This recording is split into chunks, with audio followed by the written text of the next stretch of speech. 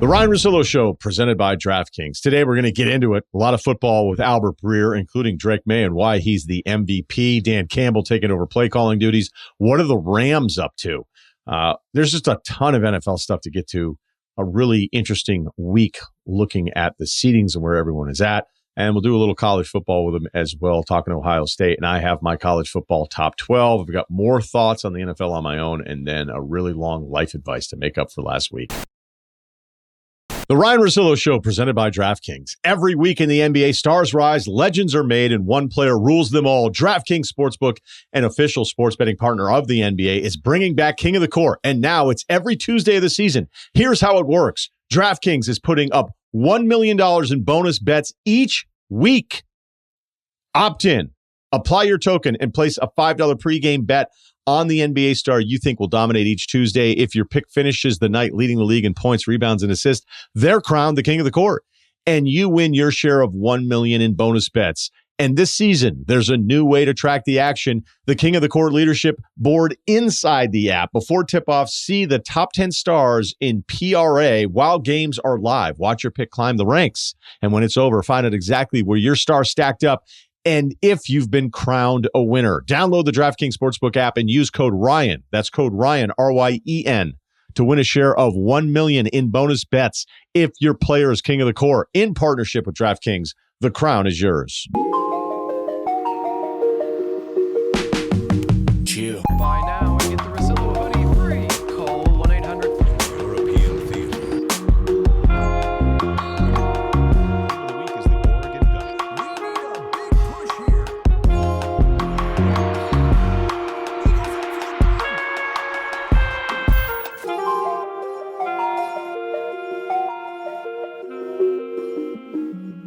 Week 10, recap. Although a big one tonight. Let's do this. Drake Maye's your MVP. Now, I understand the Stafford position. I understand the Darnold position. I understand, hey, it's only week 10 position. All valid positions. But he's plus 250 right now on DraftKings. I've seen some places where he's tied for the odds-on favorite, but he's leading in a lot of different markets. If you're going to tell me that he shouldn't be ahead of Stafford, why? Darnold, it's an awesome story, but why shouldn't Maye at least be tied with Darnold as far as the favorite? Because Darnold's like eighth, and I don't know if that's a Seattle thing or that Maye's a little bit younger, and he has basically been flawless now since the very start of the season. After they lost the first two games, how they lost to the Raiders seems strange. We know how they lost to the Steelers because they couldn't hang on to the football, but I'm going to run through it for you here. New England's win at Tampa is the best win, only because I think even with the Buffalo win, you're like, hey, just something spicy going on here in New England. But is it a division game? As we saw, division games can be weird, including Buffalo losing to Miami yesterday. So going down to Tampa, and of course, there's like another Tampa conversation about who they've been offensively since the start of the season and how things have fallen off. But they've been without Evans. They've been without Godwin. The O-line's a mess. Bucky Irving's been out now for a while. So sometimes, like, you look at teams surviving a couple weeks without injuries, then it just starts to take its toll and going, hey, we're playing backups far too many snaps now for 3 straight weeks. But I still thought it was a significant game for New England because they screwed around with Atlanta, who Atlanta somehow just kind of messes with everybody. And then we'll have other games where they look like they could never beat any team in the league. And that Colts game was an incredible comeback by Indianapolis and Berlin to start the Sunday. But I really felt like, and maybe you think I'm overstating this with some of Tampa's decline recently, but New England going down there with Maye and this group that is not collectively great, that would be a really impressive win. And it wasn't just that they won the game. It's that this offense continues to show that it's got big playability despite most people probably not being able to name their top 3 starters. Let's run through the resume of this team and why I think Maye is the MVP of the 25 season so far. So he's number 1 in completion percentage above expected completion percentage, right? He's tied with Darnold. So there's a Darnold case there. It's just a really, really important number. It shows you the quarterbacks that are like, who are the guys doing it at the highest level in spots where you weren't expecting him. By the way, don't look at who's last in that stat, please. He's 5th in QBR, but this Pats team, if we look at some of their stats here, they're 23rd in yard per carry. It's not a great rushing team. His number 1 wide receiver, Stephon Diggs, is 22nd in yards. He has 7 games this season with under 60 yards receiving. Their turnover margin, this isn't some Jacksonville thing where you're looking there after 10 weeks going, how does Jacksonville have a good record? Well, because they're not good. Trevor Lawrence isn't good. That game they blew to Houston yesterday is embarrassing. And Jacksonville survives because their turnover margin, this thing that I've said is unsustainable, is still absurd. I still think it's like best in the league, or maybe it's them or the Bears. But there's a lot of teams where you're trying to figure out why they have a good record and you may not like them all that much. And then you can just look at the turnover margin. New England's 17th in turnover margin. They're -1 in the entire year. Their pass rush numbers are not great. They're 19th in sacks. They're 22nd in pass rush win rate. Their pass block grades aren't terrific. They don't have a tackle that's in the top 20 of some of that win rate stuff, even with Will Campbell looking like a franchise anchor. The team defensively, even though it's gotten better here, there's like a couple numbers. Like they get off the field on third downs, but they're last in the NFL. Usually this is a death sentence. But if you look at touchdown percentage allowed in the red zone, the Patriots are last in the NFL. Those numbers may not have been updated over the weekend here. The point is that Maye is basically doing all of this on his own. That may seem unfair to some guys that show up, randomly with New England. It's like, hey, Mac Hollins had a bunch of catches. But you have to dig into what he's doing on some of these throws. The Mac Hollins long play for 50-plus yards, he gets clobbered on that one. Hangs in the pocket, delivers the ball. The Kyle Williams touchdown for 72 yards. If you watch the end zone angle of that throw, he has pressure to his right side. The throw, he has to lead Williams, who is basically full speed, going from left to right and getting ready to kind of turn up the field. He's going full speed. Maye has to lead him by probably 5 to 7 yards on that throw, while he knows he's about to get hit from the right side. And again, as a right-handed thrower, all that pressure is right on top of him as the right tackle is being pushed right back into his torso. Those are two throws where I'm like, man, I don't even know if I care about some of the other stats. That he already has that kind of toughness, that competitiveness, and to be able to deliver a ball that perfectly and lead the receiver. It's not like he just hit somebody who was open. That's an unbelievable throw. It'd be one of the best throws of the entire season. So, sure, New England's 32nd in strength of schedule that they've played so far. It's not a tough slate, folks. It's not a tough slate. Depending on what you want to look at, a remaining strength of schedule, I've seen it 27th toughest, 28th toughest, 32nd toughest. It's not going to get that much harder, is the point. When you look at Denver in this win streak, and I'm kind of off the Bo Nix thing, you're like, all right, this is sort of a weird winning streak, but I mean, it's the NFL any given Sunday. I mean, winning this many games in a row, it's a huge credit to you and the Broncos being able to pull out some of these games.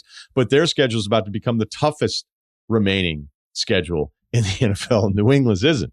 So if you look at the standings, New England's the 3 seed in the AFC, behind the Colts, behind the Broncos. That's because conference record, Colts are 6-1, Broncos are 5-2, New England's 4-2. Damian Woody, who we love, said this morning that he felt like the Super Bowl runs through Foxborough. I'm not ready to go there yet, but that 24 draft class may have its first MVP, and I think it's Drake Maye. Worst loss is Buffalo at Miami. Miami looked hopeless 10 days ago against Baltimore. Like that looked like, hey, you think just the GM's losing his job? All y'all are losing your jobs. I don't know if anybody saved their job. It was nice to see happy Mike McDaniel. It was probably just kind of nice for him to feel good for a day. And it wasn't because of Tua. It's because they ran against this Bills defense. It just isn't that good. They're like 20th in opposing yards per play. They're 24th now after looking at what happened yesterday. They gave up 200 yards on the ground. It wasn't some crazy like Bills -4 in turnovers, and Miami capitalized on that. Allen didn't have a very good day. And the thing is like looking at Allen, that Chiefs game, he's literally perfect. He's playing the game perfectly. And it wasn't like he threw for 450 yards. He just dissected everything that was in front of him and felt like he was just complete control of a football game for 60 minutes. But they've had some weird games. They're 4-0. They're 2-3 in their last 5. The Atlanta game was gross. The New Orleans game, even though they won it, was weird. We've got the New England loss in there, but they weren't even in this game. Like not even in this game. Sometimes Miami has some awful season and then they get somebody really good in the division game. We've seen it happen with New England even when Brady was there. So maybe you could chalk it up to that. But if the last 5 weeks weren't this alarming for Buffalo. So again, Are we writing Buffalo off now week to week? Obviously not. We know what they're capable of beating Kansas City in there, but I don't know what else would be worse. I mean, I guess you could talk about Jacksonville blowing that lead. But Houston, Davis Mills, getting it done. All right, funds with standings today. The number one seed in the NFC, your Seattle Seahawks, up 35-zip against Arizona. The first team since 1980 to have 30-plus points in the first half 3 times in a season, thanks to Mike Sando. Your Super Bowl betting favorite is Kansas City still, and they're not in the playoffs this morning. I don't know how to even begin to look up that number, but when's the latest the Super Bowl favorite wasn't in the actual playoffs based on standings? Do we have a week 12 example of this? Because we're week 10, it's almost done, and that means going into week 11, Kansas City, who's 8th in the AFC, is still the Super Bowl favorite. That I can't imagine that happens very often. Maybe there's a week 11, week 12 in there. I don't know. All right, fun with some numbers here.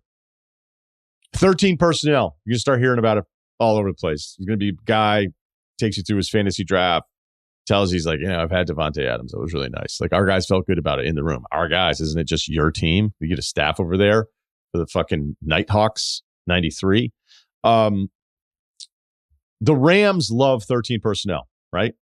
1 running back, 1 wide receiver, 3 tight ends. That's where the 3 is in. So this is a bit, I don't know if NBA guys would do this, NBA media, but like, you want to talk about 13 personnel? I'm going to talk about Draymond Green at center. How about that? I'm going to talk about weird personnel stuff. So the Rams under McVay, Eric Edholm had this note with Next Gen. 84 plays in 13 personnel in the first 137 games of Sean McVay's career as head coach of the Rams. In the past 4 games, they've actually run 13 personnel plays more than those 84. So something that he just wasn't doing the last month, it's all they want to do. 4 touchdowns yesterday, 4 touchdowns last week out of 13 personnel. So get ready for it, folks, because the smart people are going to start telling you about it. Drake Maye has 52 completions between 10 and 19 air yards traveled. That's the most in the NFL. The Colts come back in Berlin. We touched on it against Atlanta. Daniel Jones, 7 turnovers, though, in his last 2 games after only 3 turnovers in his first 8 games. Bailed out by Jonathan Taylor's 244 yards, his 4th 1,000-yard season, one off the franchise record for the Colts of Edger and James, who had 5. All right, final thought here.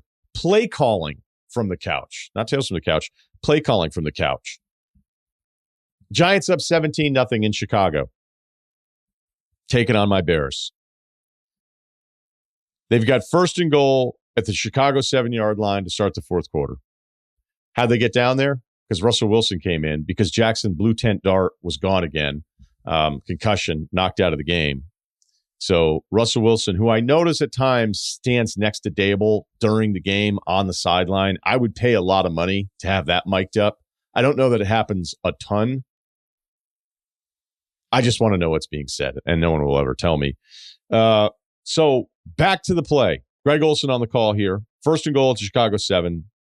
They got down there again, the screen pass, some runs, 6-yard run. So 6-yard run on 1st down, they're at the 1. Then there's a negative 1-yard run. So it's 3rd and goal at the 2. Russell Wilson runs.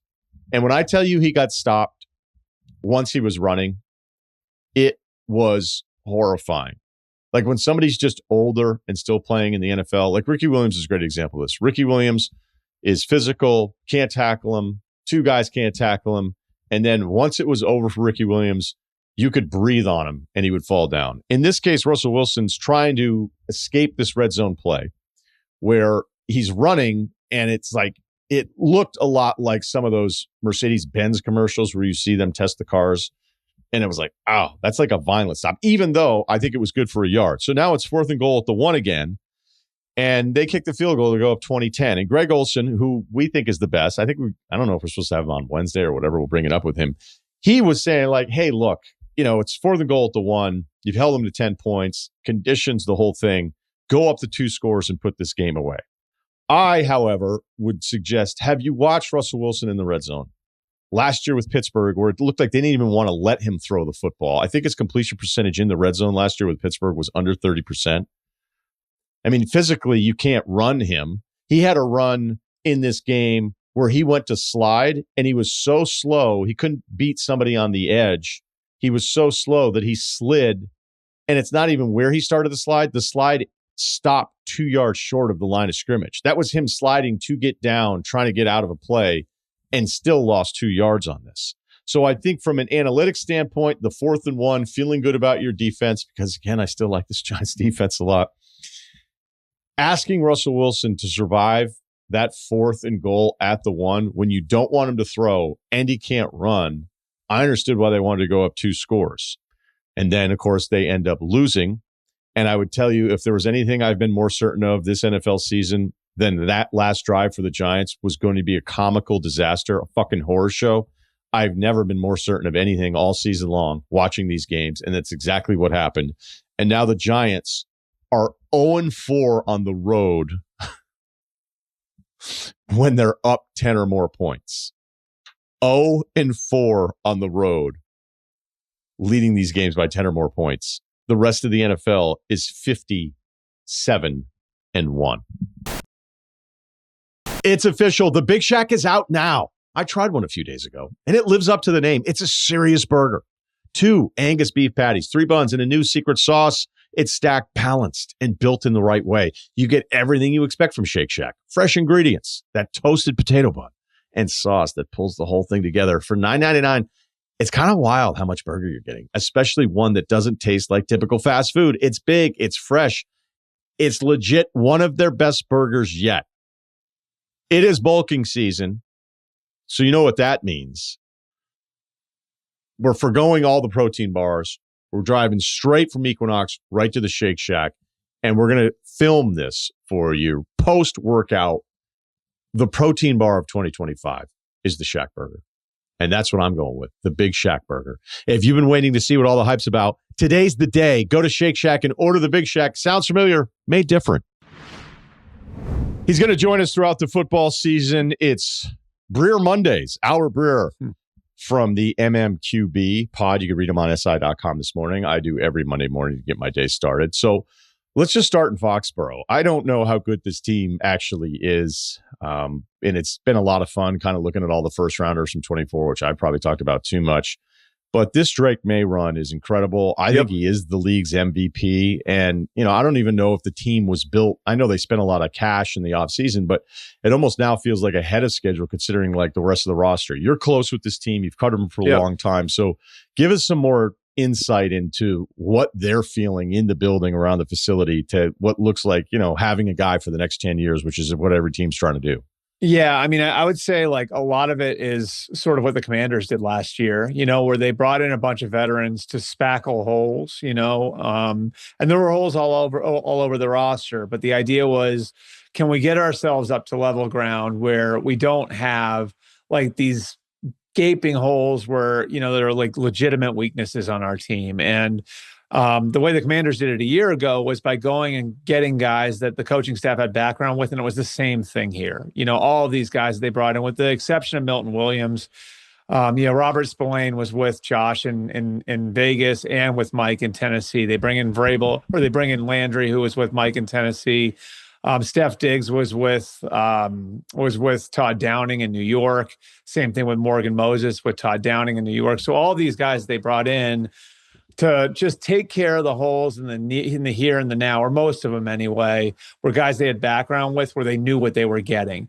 And, you know, like then, you know, you go from that baseline, which is where Washington was working from a year ago. And then you get this young quarterback who comes in and plays at a historic level, and it puts you over the top. You're taking advantage of an easy schedule the same way that the Commanders did a year ago. There are a lot of parallels between the two. I also think that this team has the group that's running the team, you know, your Mike Vrabels, Elliott Wolfs, Ryan Cowdens, John Strikers, like they're doing a good job of not getting over their skis on this. And I think they realize that they've patched this thing together in a lot of different ways, but they want to build it methodically, which is why they were pretty inactive leading up to the trade deadline. And they've hung on to their 10 or 11 picks for 2026 so they can continue building it out. But you can certainly see the play style that Mike wants him playing with. And Drake, I mean, he's making some plays, and we all see the highlight stuff, but he's making some plays every week where, it's in the middle of the game and you like, it's not going to be on Sports Center. You know what I mean? But like, it's like, holy crap, did he just do that? Like the way he kind of moves in the pocket, escapes. The throw he made to Kyle Williams, which that's going to be remembered as like a Kyle Williams touchdown. But I mean, he had a guy in his face when he made that throw, and the arm angle he threw it from and the window he threw it into. He's playing at an incredibly high level, and he's right there with the Staffords of the world for MVP. If you look at this team towards the end of Bill's run, I mean, everybody realized like Bill, the GM, would have been fired years prior to ever getting that much rope. I remember, I think it was like 2 years ago, whether I did it with McShay. It's also just watching on Sundays where you go, okay, how many players on this 53-man roster do you actually like get excited about?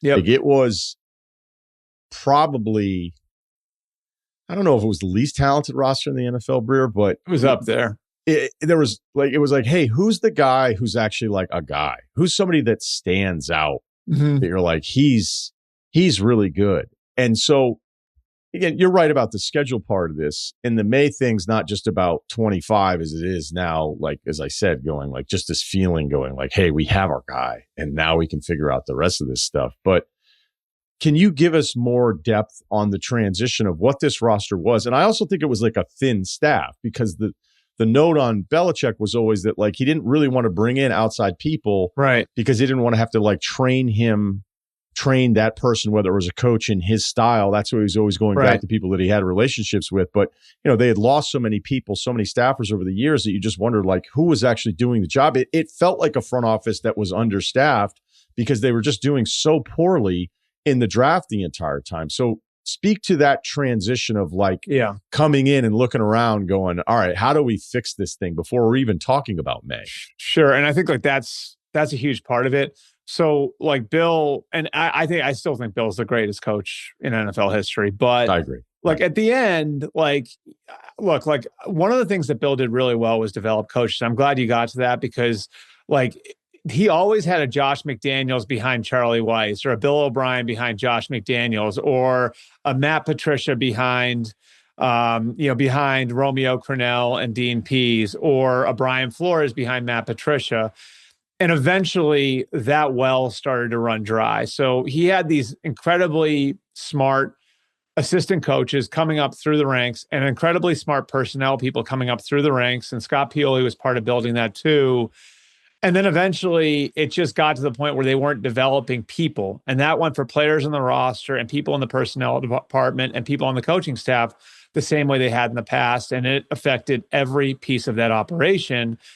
And then because they've been doing things one way for such a long period of time, they became small relative to the rest of the league. So they didn't have a lot of the different departments that the rest of the league had. When guys would come in from other teams to New England at the end with Bill, they'd be like, all right, well, where's all the stuff? Like, where's this department? Where's that department? And because everything was so specific to the way Bill wanted it, it became really old school, almost unintentionally, And so then you have Gerard Mayo there who hasn't seen it anywhere else. He was only in New England as a player or as a coach, and he doesn't know any better. And so like now you take Bill out of the equation and you have the sort of year you had last year.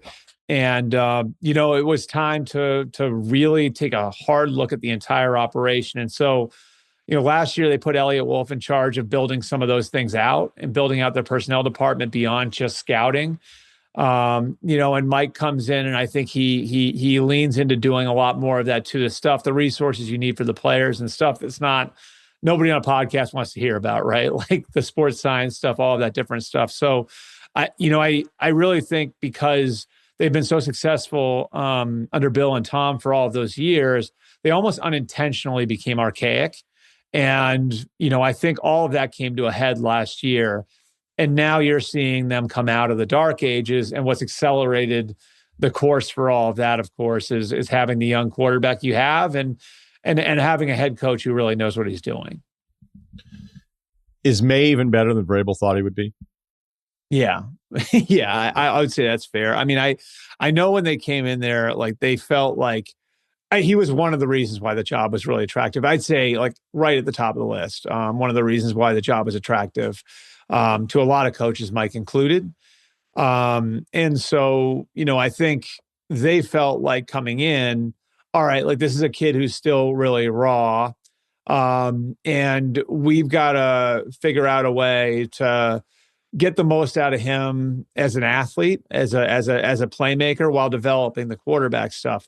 I think what they didn't maybe recognize, and they learned this pretty quickly over the first month of the season, is just how good his instincts are, right? And that might be the stuff that through all the stuff at North Carolina, you didn't see as much where, so he was great as a redshirt freshman. I think that was the teams that really liked Drake coming out basically said like he was in an awful situation his third year as a redshirt sophomore.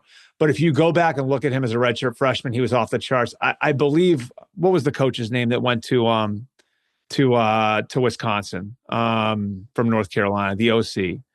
And I'm drawing a blank now. Chip Lindsey took over for him, but they had a really good Phil Longo. So they had a really good situation in Drake's second year, then his third year, not as good.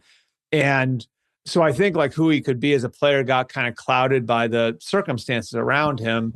His last year at North Carolina, his first year in the pros. So what they didn't see coming, I think was the instincts that he had to do the right thing on a consistent basis. And so because of that, they've been able to sort of strike this balance. Now, is he getting hit a lot? Sure. But they've been able to kind of strike this balance between we're going to do some things to help you in Josh's offense, but we also want you to go out there and be who you are. Yeah, it's funny that you bring up, the second year as opposed to the last year, because some people that I really trust, like his second year, like, are you watching him? Because he can get lost to Carolina. Awesome. And they're like, this guy's incredible. And then I'd tell you that like UNC people were like, look at what he had his last year there and how many receivers are down and everything. So the reason I think there was the Tez Walker controvery. Am I right about that? Yeah, right. Yeah. Eligibility and all that kind of stuff. And wait, it got to the point with him where I was like, well, is this, fucking Randy Moss? Like, everybody's waiting on this dude as if everything's going to change. But it's a bit like, I remember Mangini. I used to love having Mangini in studio, which was just another lesson in like learning people as opposed to like, not that we'd expect to say, somebody that you've never ever met. But Mangini was so incredibly like unlikable during that Jets run because it felt like he was doing like a Belichick impersonation. And then some people were like, no, he's actually like great. He's just kind of young and he's trying to do the job this way. Then you get Mangini in studio and you just start talking football with him and you're like, I love this guy. Yeah. And something that Mangini said that I'll never forget is that, and he was talking more at the NFL level, was like, whenever you're scrambling for a quarterback, you're just figuring out like who's on the market. The fact that you can see somebody like a Matt Castle and be like, is there a year or two in there where at least we've seen or that we know that he's done it as opposed to like a complete unknown with some of the other draft picks. And at least with Drake, that second year there was like, that's an incredible year. It's also why I had so much faith in Caleb Williams, because even though there was a downturn from year one to year two at SC, I felt like the last year that he was there, he was just left to try to figure it out and save every single drop back, as opposed to like the first year he was there. I just was completely in love with the guy. Which I think like with Caleb, like created bad habits that he then had to break as a pro. You know what I mean? Like, but it was there in him from the year before. Yeah, and I'd tell you too, like as a Caleb fan watching, and I watched the whole game again yesterday because I'm into it with him. I figured it out with him where he is not dropping back and ripping it to whatever it's supposed to be. And I don't know if Ben Johnson always looks miserable, but Ben Johnson looks miserable throughout these games. And you can see you can see it happening. It's like, okay, here's snap the ball. Here's the drop. You see, he doesn't want to rip it. And now because of his capability, he's unbelievable, but it's like, okay, cool asset, but I'd rather you just rip it on whatever the read was or check down at what the next thing is. And so he extends these plays, and then it feels like every other drop back for Caleb Williams looks like a Hail Mary at the end of a game because you're just like, this is a free-for-all. Like the Fran Tarkenton videos on NFL Films are fun. I can't imagine being on the offensive coaching staff Right. watching that going like, what the fuck are we doing back there? Look, it worked out for Fran. I don't know if that's going to happen with Caleb, but you talked to Rome, his receiver, what a nice day yesterday, about like kind of where this team is, because it's been dramatic. I don't know if the Cincinnati win means anything, but they come back from 10 down, 20-10 against the Giants at home. So they're saying the right things. But what else did he tell you about what they're doing? Well, he just said like kind of like what goes from, hoping to believing and then knowing. And like that's what the coaching staff have said to them over and over and over again. And I think like Ben's interesting because I think like it's almost like Parcells-y in the way that he's building that team now. And that makes sense because the lineage would be Dan Campbell, and Dan Campbell's a Parcells guy, right? It's just interesting that way because like he was very hard on them in the summer and it looked really bad and Ben didn't care, right? Like Ben was feeding those guys through a fire hose and we're going to figure out what you can handle and what you can't handle. And I don't care if the Chicago Tribune is writing three days a week how awful Caleb Williams looks. Like we're going to figure out how good we can be and what we can do. And like, I think, what it did was it created like these stressful situations for them where like they had to go and figure it out. Those individual players all had to go figure it out. And then they had to figure it out as a group. And there's just like a hard edge to the Bears team now where like it's not just believing, it's like they know it's going to turn. And I think, in a situation like the one, against Cincinnati a couple of weeks ago where Caleb makes that throw down the seam to Loveland, and Loveland breaks 2 tackles and scores. And then Caleb has 2 massive runs at the end of that game. And they're down 10 points with, what was it, 6 minutes to go in like a snowstorm against the Giants. I just think you see like an edge to this team. And the coolest thing about it to me, Ryan, is like I feel like they've developed different punches now, where Caleb was struggling early in the year. And there were a couple of games where they got through that by rushing for 1,000,000 yards, right? This is a team that's winning different ways now. And if you're able to start to like leverage what Caleb can be, I really think you have a chance to be a pretty dangerous team come December and January. And I'm glad you brought up the point about like, the way that they're coaching and bringing these guys along. So I think it applies to both Drake and Caleb, where the way to develop these quarterbacks now, you saw it with Josh Allen in Buffalo, you saw it with Patrick Mahomes in Kansas City, is you give them that escape hatch, right? Like you said, Ben is like looking pissed off and miserable. Like, hey, you need to get to like your third guy in the progression there. Well, it's better to have a guy who is willing to take the escape hatch and is playing fast than a guy who's just sitting back there in the pocket with the wheels turning in his head, And I even think if you go back and you look at Caleb and Drake at the very beginning of this year, you saw some of that from them, where they were sitting in the pocket and they're trying to run the offense their coaches have given them, and they're not ready to run the whole thing yet. It's like, no, like run the offense as you're able to. But then if you feel like your instincts telling you, I need to escape and make something happen, now do that. And as you do that, these guys are so incredibly gifted that you buy yourself time to develop the other stuff. Like that's what Pat and Josh did, is they bought themselves time to develop the other stuff by pulling the ripcord and being Superman in those spots. So I think it's just become the new way of developing a young quarterback. And it does seem like Caleb and Ben, those two in particular, are getting closer to striking that balance between being the quarterback as it's scripted and doing all the stuff we know he's capable of. Who do you believe in more being able to win their conference of the number 1 seeds today, the Colts or the Seahawks? Seahawks. Are people paying attention to what they're doing? I feel like I'm not, and my moment yesterday watching Ryan, they're murdering people.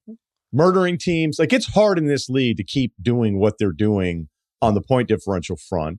Darnold's been even better here, which seemed like an impossible scenario. Because I was like thinking about it yesterday. Because I mean, again, we're kind of bringing up the 24 class here again. I have no idea if JJ McCarthy's going to be any good. Yeah. He's had a couple nice little stretches. I think a lot of it's pretty ugly. And then I started thinking, like, what if Darnold and the Vikings finished in a better way last year. I mean, it got so negative so quickly with the way Right, they like get bounced the- at the end. Regular Yeah, season the Detroit loss. game and the Rams game. That was really it, right? He was Yeah, great and that's otherwise. Yeah. I mean, he's like on the MVP track in 24, Darnold. Now, granted, like, look, they took JJ McCarthy, so it means they're evaluators. It means KOC. It means all of these people are totally on the same page. I mean, there's nothing funnier than reading a headline about a team that likes the player they just drafted, and you're like, okay, specifically with quarterback, like you spent multiple years watching film, you've done the interviews, you've done all the background work, and you decided to take him, and it's like, oh, hey, we really like him. Well, no shit. You put all this time into him and then you took him. So maybe they were going to do it no matter what. But I did think about that watching Minnesota yesterday and that offense be all over the place. And then what the Seahawks have done every week. But the Seahawks feel like, are they the more complete team in comparison to the Colts? Well, just on that too, like I think the important thing the interesting thing about the Sam Darnold situation and Daniel Jones too with the Vikings, right? Because they tried to bring both those guys back.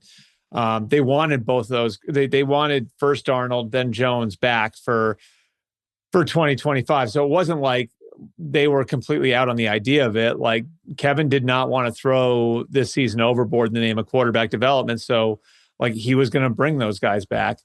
The reason both those guys left, I can tell you point blank, is because they saw multi-year opportunity somewhere else where they both looked at Minnesota and said, like, this is keeping the seat warm for JJ, right? And if he develops, then they're going to go with him versus like, no, if I go to Seattle and I kill it, I can be the guy for the next 5 years. Same thing with Jones in Indianapolis. Would you ask specifically on Seattle? Sorry, I wanted to get that in there. No, I'm glad that you did. Yeah. I've kind of asked it like two different ways, just because like the Colts turnover thing, it could just be a couple games or they're turning the ball over a little bit. But again, for Jones, like part of the thing that we get really excited about is he was clean and they were scoring more points than anyone else per game. But I think that win against Atlanta is an incredible comeback win, and they did it in a different way, so it's fine. But the more I watch Seattle, the more you kind of dig through the numbers, and I just think that like overhauling this roster where it feels just complete. It feels, and maybe the Colts are just as complete, and they were always just in desperate need of just at least average quarterback play. So it's kind of a tough question because I don't know that there's a definitive answer on it of like who you like more between the two teams, but they're both sitting there as the 1 seed today. Yeah, and I think with Seattle, it's like I think both teams have like a good core of young players they've drafted and developed over the last few years, with the quarterback sort of being the finishing piece, Seattle, JSN could wind up breaking the yardage record. Their offensive line still not perfect, but they've got 3 really good young players in Cross, Lucas, and Zabel. The defensive front has been really, really good, and with Murphy and Leonard Williams in the middle, and DeMarcus Lawrence coming over from Dallas, Witherspoon, Walker, Charbonnet. It's just, you look at like, it's a blend of like rising young players who should continue to ascend as the season goes on, and the veteran players they brought in to help put them over the top. And that game next week's going to be fascinating, against the Rams. But just like looking at it, like, do you know they've scored in the 30s in the first half 3 times this year? I don't know if that's ever been done before, So like, it's well-coached team. It's a well-conceived team. And this is not out of nowhere. They won 10 games in Mike McDonald's first year last year and missed the playoffs. Indy, you know what I'm worried about with Indy? Their offensive line was such a huge strength. And the last 2 weeks, it's just sort of cratered a little bit. And the loss to Pittsburgh and then yesterday against Atlanta. And it just kind of got me thinking, if a team can jump up on them 10-0, 14-0, does that take them out of their element altogether? You know what I mean?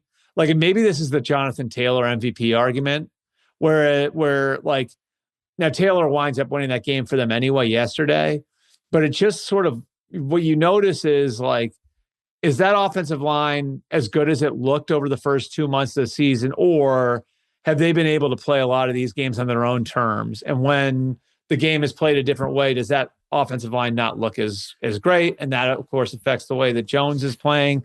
That would be my big question. And because I do feel like the rest of it is there. And, one of the best things I picked up on my camp tour over the summer was the Colts guys telling me, yeah, last year we were 29th in the league in total defense and 30th in giveaways, and we still won 8 games. So we feel like if we can get a defensive coordinator who can kind of upgrade this group, which Lou Anarumo has, and bringing in guys like Charvarius Ward and Cam Bynum has done, and we can get a quarterback to just put his hands at 10-2, which Daniel Jones has done, then we could really take off. And that's what has happened. I just, again, like I think I have like that one area of concern with the Colts where I don't know that I can find that type of concern with the Seahawks, if that makes sense. It does. And I'd also do your point on like being down 10-0, 14-0 in a play. I would just hope if it's early enough that you're still handing the ball off to Jonathan Taylor. Right. I just think it's crazy. Like even during broadcasts where they hand it off to somebody down 14-3 and they're like, oh, you know, you're like, it's 8 minutes left in the second quarter. By the way, how stupid does his contract dispute of a couple of years ago look? They're paying him $14 million a year. Well, people got a little weird on the running back stuff. And I don't know if they have any more of those running back Zoom things scheduled. I will say this, though. You know when it turned for me, though? Was 2 off seasons ago. When it turned for me, the whole running back value thing was Saquon changed teams, Josh Jacobs changed teams, and Derrick Henry changed teams, right? All three of those guys in the same offseason. And the teams that signed them were the Eagles, the Packers, and the Ravens. And I remember looking at that and saying, those aren't dumb teams. Like there's something here. And, you know, basically what it was running back had become devalued to the point where now it's a huge value to have a great one, you know, because you're paying the guy half of what you'd be paying like a top receiver. Yeah, I don't know how long the list is, but like even Gibbs with Detroit, and I want to get to Dan Campbell taking over play calling duty here in a second, but like Gibbs is different with the ball in his hands in space, you know? And I think the league, because it's smaller defensively, which means it's faster defensively, and it does seem like with everybody, you know, a couple years ago just dropping back, and it's like, how is the NFL ever going to correct this? And the NFL always does. Like it always becomes cyclical.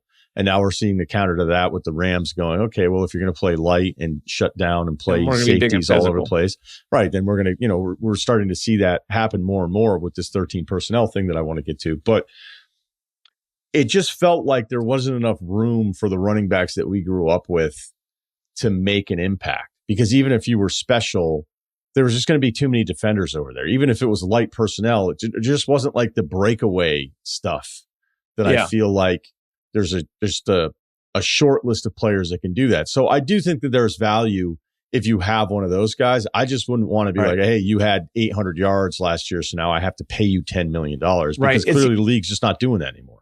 I think there are two categories, right? Like the first category is like the 230-pound guy who can play on all three downs, which is like the Zeke Elliott, Saquon Barkley, Todd Gurley, right? Like those guys that came into the league, like, you know, over the last 10 years or so.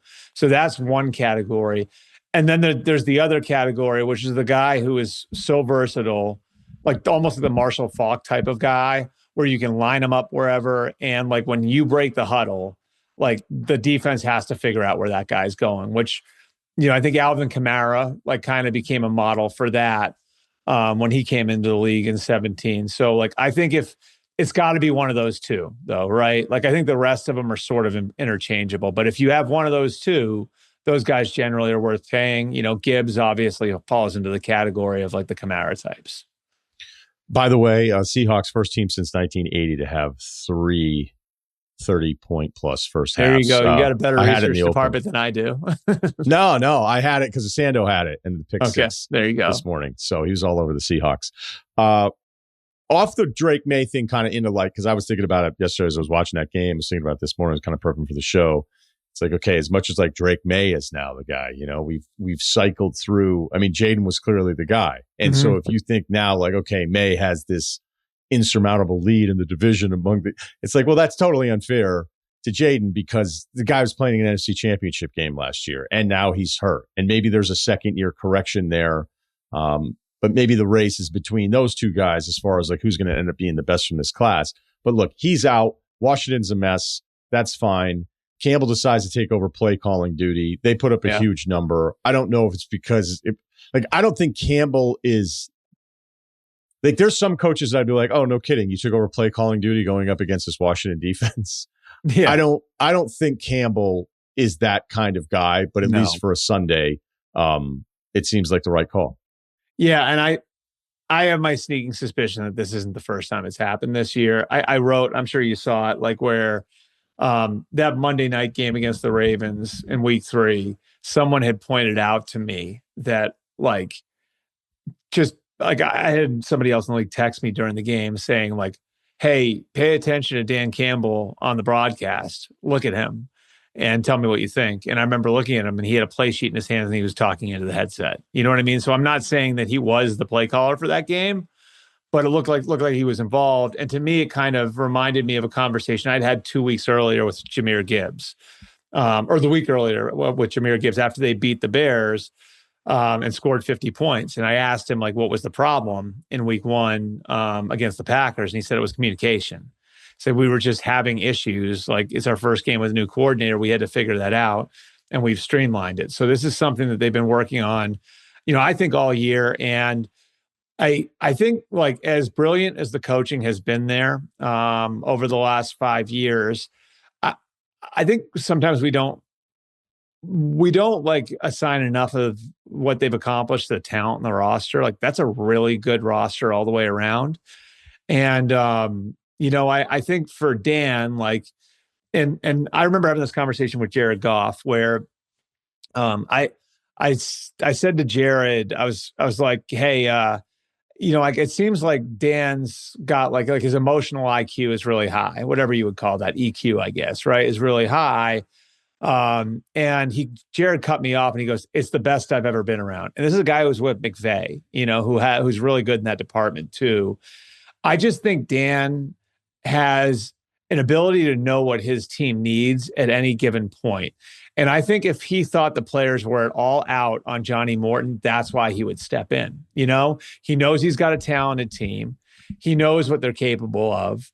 And, I think he has a good sense for when it's time to pull the plug. Remember, he did this his first year where he fired Anthony Lynn, who was a close friend of his, in the middle of the season and took over play calling, but was sort of starting to hand it off to Ben Johnson and give Ben Johnson that responsibility because he knew what his team needed in the moment and he knew where his team was going. And so I think like that's what this is. Like what Dan's really, really good at is at all times knowing exactly what his players need, knowing exactly what his team needs. And I would be stunned if that's not the reason why he's doing this, because he knows he's got a really good group of players who maybe had lost a little bit of belief in the direction of the play calling, and he's needed to step in and take a bigger role in that. And I think like in a lot of ways, it's what makes the best head coaches. It's like whatever's going on with their team, whatever's going on, whatever issues the team has, like the coach knows exactly what he needs to go in and be a part of fixing. And I think that's really what this is. McVay feels like he's on the short list of best like in-season fixers. There's times where you've watched their O-line and you go, okay, they don't have a chance, or they don't have enough receivers. They've rebuilt this defense in a way that's just a lot of fun. Like they've done a really good job in nailing a bunch of picks with these younger guys that just seem to wreak havoc every single weekend. But the Rams, the 13 personnel thing, like that's kind of the film guy's favorite observation of what the Rams have been doing now, lining up 3 tight ends, kind of talking about some of the stuff we were talking about, like with running and going, hey, if you're giving us this kind of defensive look, then maybe we'll go to this. What is it with how they're doing this with these 3 tight ends? And it's like it clearly is McVay and Stafford's favorite thing because they've been on a bender with this for the last month. Yeah, well, it's part of it is like just the natural evolution of things, and this goes back for them to getting the crap kicked out of them by the Niners for all of those years, right? And the Niners were always more physical, and Sean and Kyle have like that rivalry, and they had run their programs early on very differently. Like Kyle's program was 2.5-hour practices. We're going to knock the crap out of each other. We're going to callous our team. And McVay's program was very much like this sports science approach. We're going to be careful with how we handle our players. We're going to be very intentional about, all of those things. And I think after they got their teeth kicked in by the Niners enough times, Sean really looked at that and said, I got to make my team tougher. I got to find a way to build more rugged teams, and I got to do that in practice. I got to do that in the way that the team's put together. And so, yes, there's some element of we're going against more 220-pound linebackers, so it's a smart thing to do regardless. But there's also an element of like, this is where they saw the weaknesses in their program, and this is where the Niners had exposed them. As good as they were, this is where the Niners exposed them a bunch of times over the years. And so they bring in Mike LaFleur. When Liam Cohen left a few years ago, they bring in Mike LaFleur, who was with Kyle in San Francisco, to be their offensive coordinator. They bring in a couple of the Patriots guys and Ryan Wendell and Nick Caley, and they wanted to build something that's more physical. What you're going to do is you're going to play in heavier personnel when you do that. And then, I think that sort of unlocks some of the possibilities that you have. And that's why, like, their second round pick, who I think is going to be a really good player in time, Terrence Ferguson, was such an interesting one for me when they took him in April. And Sean was all over him, loved him. Going into day 2 in the draft, that was the guy he had circled, like, that's the guy we want. And, I think it's such a huge part of it is, again, when you break the huddle and you've got 3 tight ends out there, the defense is going to have their base out. Okay, like, we're going to have 3 linebackers on the field, 4 defensive linemen, and we have to be heavy enough to deal with this. And they break the huddle, and now all of a sudden, like, 2 of those guys are split out, to the right, and or 3 of the guys are split out to the right in a bunch formation, and now you've got to cover with some of those linebackers. It's just part of the chess match. So I think a big piece has happened naturally with their experience against the Niners. And then that unlocked the possibilities of all the things they can do. And I think you can see like kind of like with the grinning that Stafford and McVay have, like the shots you see of them on the sideline, on the field, like how often they feel like they've got the opponent now. It feels like they've got other teams on a string. And I think that's even part of why it was so satisfying for them to end the game on a hard count yesterday, because it was like, we're the ones that are sort of controlling the chessboard now. That had to feel great after that Niners loss early in the year. We were like, how is this happening? And by the way, Ferguson was a stud at Oregon. He was. He's a stud. So, yeah. But I'm he's not like the kind of surprised guy, though, he's a big, strong guy, but he's also super athletic. And I think when you watch him play, I mean, I'm sure you remember watching him play at Oregon, Ryan, like, there's like, God, this guy's good. And there's so much more he could be too, with the athlete that he is. Sell me on the Ravens, because I'm with you, man. Mm-hmm. Well, so I went back and I looked, and I remember, I don't know if did I write it this way? Maybe I wrote it this way. Turning on the TV like in October and seeing someone doing a segment on what's wrong with the Ravens and wanting to throw my remote at the screen. It's like, look at the inactive list. Okay. So I went back to their week 5 inactive list, and this is incredible. They had over $100 million in cap money on their inactive list that week, and 20 Pro Bowl selections, right, between the 7 guys that were on that inactive list. So what was wrong with them? Like, their best players weren't playing. And, I think, I know coming into the year, like, they felt like this was maybe the best roster they'd had in a decade. And doesn't mean things are always going to work out the way you hope they do, but they felt really good about where they were. And did they have every evaluation right now? Like, Jair Alexander's a good example. Like, they were wrong on that one. But honestly, with his resume, though, when they did it and for the price, I was like, hey, we'll get him in here in Baltimore. I mean, I know it can feel arrogant at times, but they're a franchise that doesn't usually make that mistake. So even though they moved on from him this quickly and it looked pretty bad from the times that I was paying attention to it, I feel like Jair is worth a flyer, worth the dice roll, right? Yeah. So, and I look at their schedule. Like, they got injured at a point where they had a 4-game stretch with the Lions, Chiefs, Texans, and Rams, right? So that didn't go well. But I think like that allowed them to develop depth.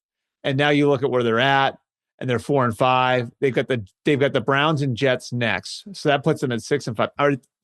I mean, it'd almost be a surprise if they didn't win the AFC North now, right? I look, they get Pittsburgh 2 more times. Like, everybody that's really dug into this Pittsburgh thing. And Pittsburgh looks gassed. Their defense wasn't that good. They beat the Colts, so it's kind of like this incredible, like, headline-y win. They were +5 in the turnover margin. Like sometimes it's just you're going to have a weird game. And I think the biggest secret of all of this is like when you looked at what Rodgers was doing on some of these throws, especially like air yards of the sticks, like I don't blame them for trying to figure it out. But if there's one thing that we've noticed with the older QBs, like these big name Hall of Fame resume QBs, although Brady like feels like immune to this, but you could even make the Brady argument, at least in that very last season, is that the offense becomes designed around the quarterback trying to survive this season. Yeah. And unfortunately, like it doesn't, an offense is not going to threaten anyone that way. I mean, last night was disgusting, and the Chargers have completely had to remake this offensive line.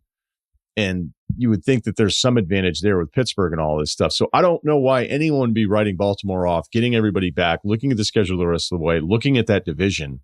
Like, I think Baltimore's going to be in the playoffs. And if they're healthy, it's going to be scary. And if they get in the playoff, right. If they get in the playoffs, like, would it stun anybody if they were in the Super Bowl? Like, I would say maybe only Buffalo and Kansas City would have better odds of getting in to the Super Bowl if the Ravens are in and rolling, you know, like again, like all the reasons why we thought they were a Super Bowl contender at the beginning of the year are still there. Roquan, Kyle Hamilton, Nnamdi Madubuike, you know, an offensive line that was young last year that should get better. You know, a deeper receiver group. They still have Derrick Henry there. Like, and then of course Lamar. I don't know. Like, there's every reason to believe that the Ravens are going to continue to ascend over the rest of the year, and the schedule sets up where, I mean, that game against New England in Week 16 looks big. They get the Packers in Week 17. Like, you know, like it looks to me like there's a good chance we're going to get there, and they're going to be playing they're not even to get in. They're going to be playing for seeding. Did Nnamdi Asamoah almost get a shout out there? That was very close because you know we just changed the name with Madubuike, so Nnamdi, yeah. So Nnamdi Asamoah almost came out of my mouth. I stuttered a little bit there. Maybe a part of that's just the general fatigue of Monday morning during the season, but no, it's not even a mistake. Asamoah was in my head there. Yeah, look, the guy was a baller. Yeah. What sure about was. tonight? He was great for like 2-3 years. And then if you remember his free agent chase was like the most entertaining thing ever. We were coming out of the lockout. It was this big sugar high. There was this is what I'll remember about that one was all the Cowboys reporters are at camp, and Rob Ryan walks over to Jason Garrett after talking with the Joneses and whispers something in his ear, and they get really excited. And I mean, you would have thought the reporters were covering Watergate. Like all of a sudden, everything's up on Twitter. Like Jason Garrett just gave a fist bump. Nnamdi's coming. So yeah, Nnamdi Asamoah was a memorable player for a few years there. I think he's an actor now too, right? Out there. I don't know. I haven't kept in touch with him. I would say when he came into studio, you might want to cast him. Yeah, who knows? Yeah.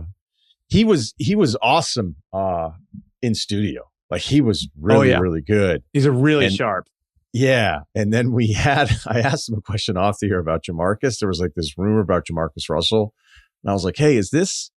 And he looked at me with such just like, I can't even call it raging disgust. It was like polite disgust where he just was like, that is so not true, man. Now, however, like the greater point was that like to try to make you feel bad about yourself for no.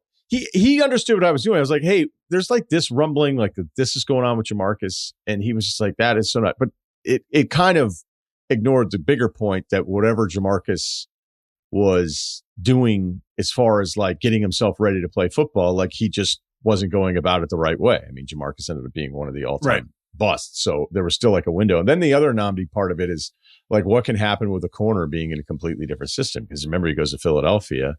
And then all of a sudden, everybody's like, "What?" I thought we got a complete shutdown corner, like this guy and then that wasn't really necessarily the case. But yeah, I'm psyched that we got a few minutes in on him because he was a terrific player. That was the year. That was the year they made the offensive line coach the defensive coordinator Juan Castillo, which wound up being the downfall of Andy Reid in Philly. Right? Was that the wide nine? Yep. Yeah, they brought in Jim Washburn to be the D line coach, and he was like. Probably the most powerful because they wanted him so bad that they hired him before the coordinator. and then they made Juan Castillo the coordinator. And I believe Todd Bowles wound up becoming the coordinator like halfway through that year when they fired Castillo. I think that's right. I read about the wide nine more times. Just I was like, I can't wait. Like, again, football, I think sometimes likes to try to make easier things sound way more complicated.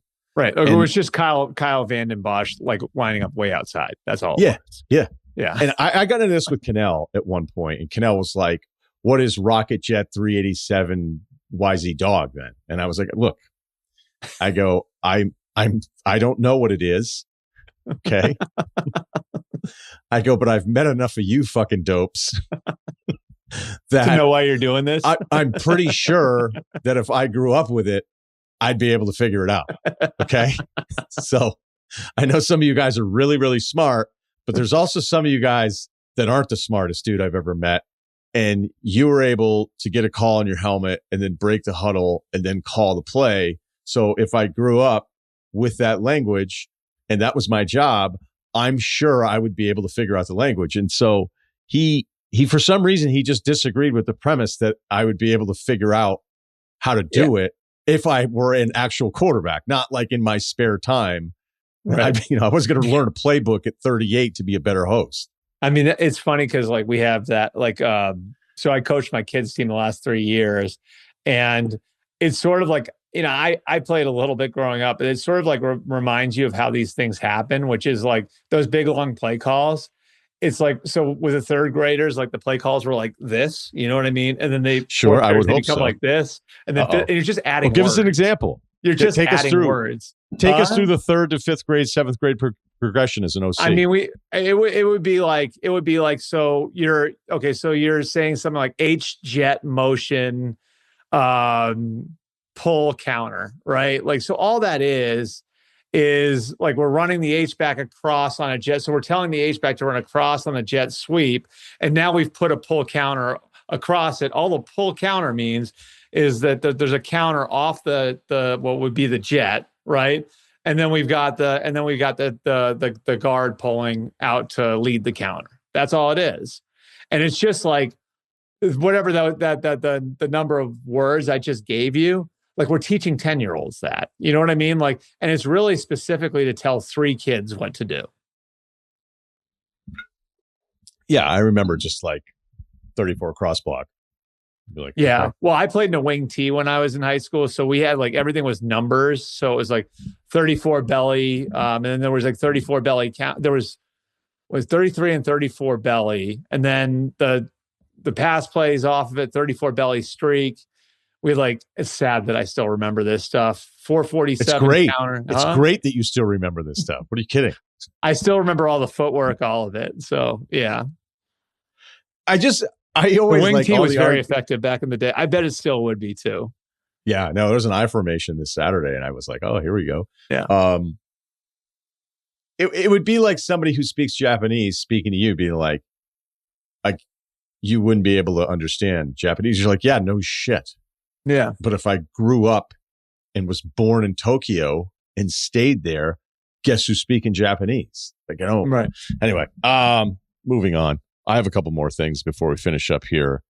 Shout out Paul D. Podesta. Huh? Something else, right? 10 years. I thought when I loaded your page this morning, I was like, what is this? Is this 2018? Was there a weird link here? Because it can be a maze at times reading online features, but he was still with the Browns. And he's a chief strategy officer. Yeah. Yeah. So it's interesting. I had his record. What was it? 56, 99, and 1. Like, I know some of the Cleveland people, some of the Cleveland reporters like called yesterday the 100th loss of the Deep Podesta era. Yeah, it's, it's interesting because he never moved from San Diego, right, to Cleveland. So he was doing the job remotely the entire time. And I know for a lot of the people that were working there before this current regime, they like almost had no idea what he did, because in a lot of cases, like he was reporting to Jimmy. So he would consult Jimmy on stuff. And then like Jimmy might bring it to whoever the GM is at the time, whoever the head coach is at the time, and those guys would know this is probably coming from Paul. And I just like I think like the interesting thing about people who are in those positions is when they're losing, they're just a resource, right? Like that's all I am. I'm just a resource. But if they're winning, it's why they're winning, right? Yeah, I don't. First of all, we totally agree. And sometimes, again, this is the fascination with making things seem more complicated. So then you provide value. He was such a huge part of the Billy Bean Moneyball part of it, even though I guess he wouldn't be in the movie. Yeah. So that's the Jonah Hill character ends up being kind of this hybrid thing of it all. And at the time, you're just wondering, like, can this work? And look, there are even times where you'll have access to like some of the Browns front office people that are just, they seem very programmed in that way of like, oh, we assess value and try to market correct value and then make sure that we maximize value on a value asset acquisition. You're just like, Jesus Christ, dude. Like, I got right. it. So I don't know if his influence is still there. But we talk. But talking that way makes it more accessible to an owner than talking in the football terms that we just went through, which I think is why it's attractive to them, Yeah, I think you nail it. You nailed it with that because that's a language that the owners and the people with this amount of money are like, okay, yeah, now I understand market manipulation and all that stuff and like cross blocks. What do you, all right, I'm going to do it this way. Two things. Are you worried about Indiana as one of the more annoying Ohio State fans online? Which is saying thank you, first of all, because I appreciate that title. I don't know that that's true. Back a little bit, but I come out when I you have dialed it back more. I pick my spots more than I used to. Yeah, I am. I mean, that game last year was closed for a half, and I worry that if there's like we have one injury that like creates, I just.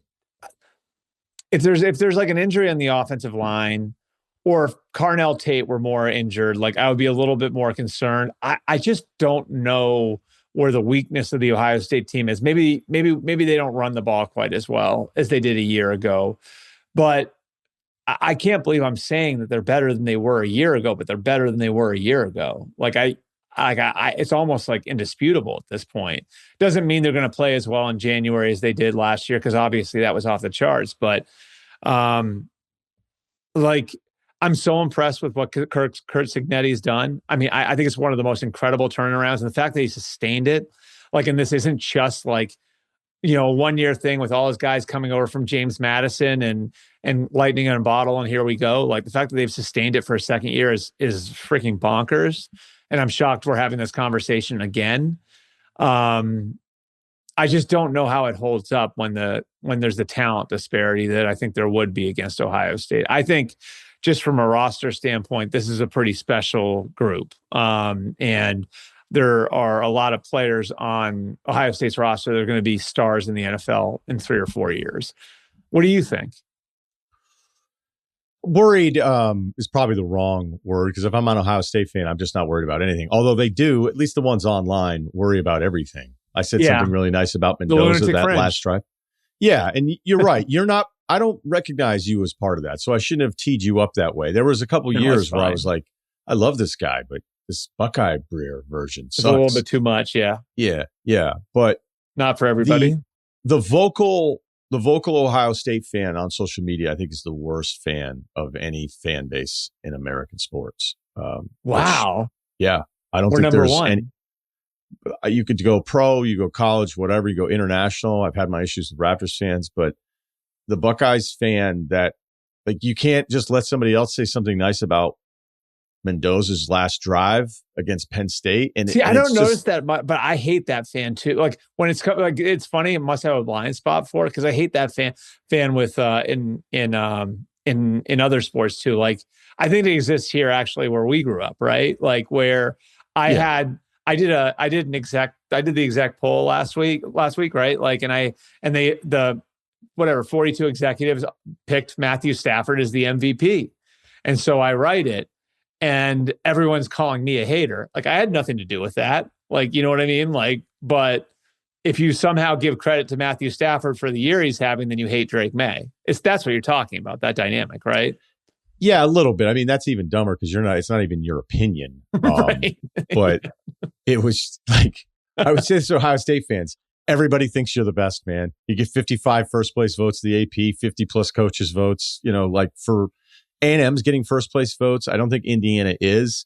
I don't think Ohio State should be afraid of anybody. I was just super impressed. Like Mendoza has the mistake against Oregon, responds on the road, has the mistake against Penn State, responds on that last drive, even if Cooper makes the catch. I mean, there's something about Mendoza as an NFL prospect that I like, in that there's moments where it's not just arm strength or deep throw or, hey, he made this thing. There are things where he's his composure and his ability to like get off. Like when things go wrong against a team like Ohio State, which they're going to go wrong at some point, like he's not going to be shaken by it.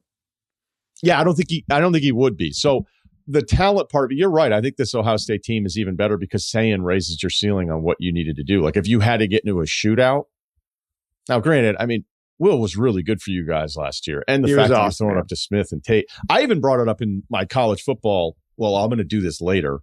I just had taped it. But the Sayin Mendoza thing may strictly be about Ohio State fans being sensitive to thinking Mendoza got all of this public push because of a Cooper catch for the Heisman voting, where when I was looking at it this weekend, like, I don't know if like the Heisman is supposed to be the best player in college football, then I actually, in the void of like feeling like, am I just picking a quarterback from one of the top teams? Like Simpson to me means more to Bama than Sayin or even Mendoza does in Indiana. So why isn't Jeremiah Smith winning the Heisman? Yeah, I think that's the problem with these. Like that's the problem when you like these become about value. You know what I mean? Like, because then it becomes about what's around you. And so then the argument becomes like, if I put an average quarterback on Ohio State versus an average quarterback on Indiana versus an average quarterback on Alabama, who would look closest to what they are now? And I think the answer is Ohio State, which hurts Stan's case, right? Yeah, it does. It does. But like, I'll share for people listening now, like Bill Conley, ESPN does a really good job on college football. Like I'm going to quote this thing that he has from his piece of like the Sayin Mendoza argument that actually makes you feel kind of dumb if you were coming out of Saturday's games being like, all right, it's Mendoza's thing. But, as I'll say in the top 12 that I'm going to drop, you have to remember the Heisman is the most uneducated voting base of any major sports award. Everyone has a vote. Yeah. Right. So you'll have this momentum push where out of nowhere, like Mendoza throwing that touchdown.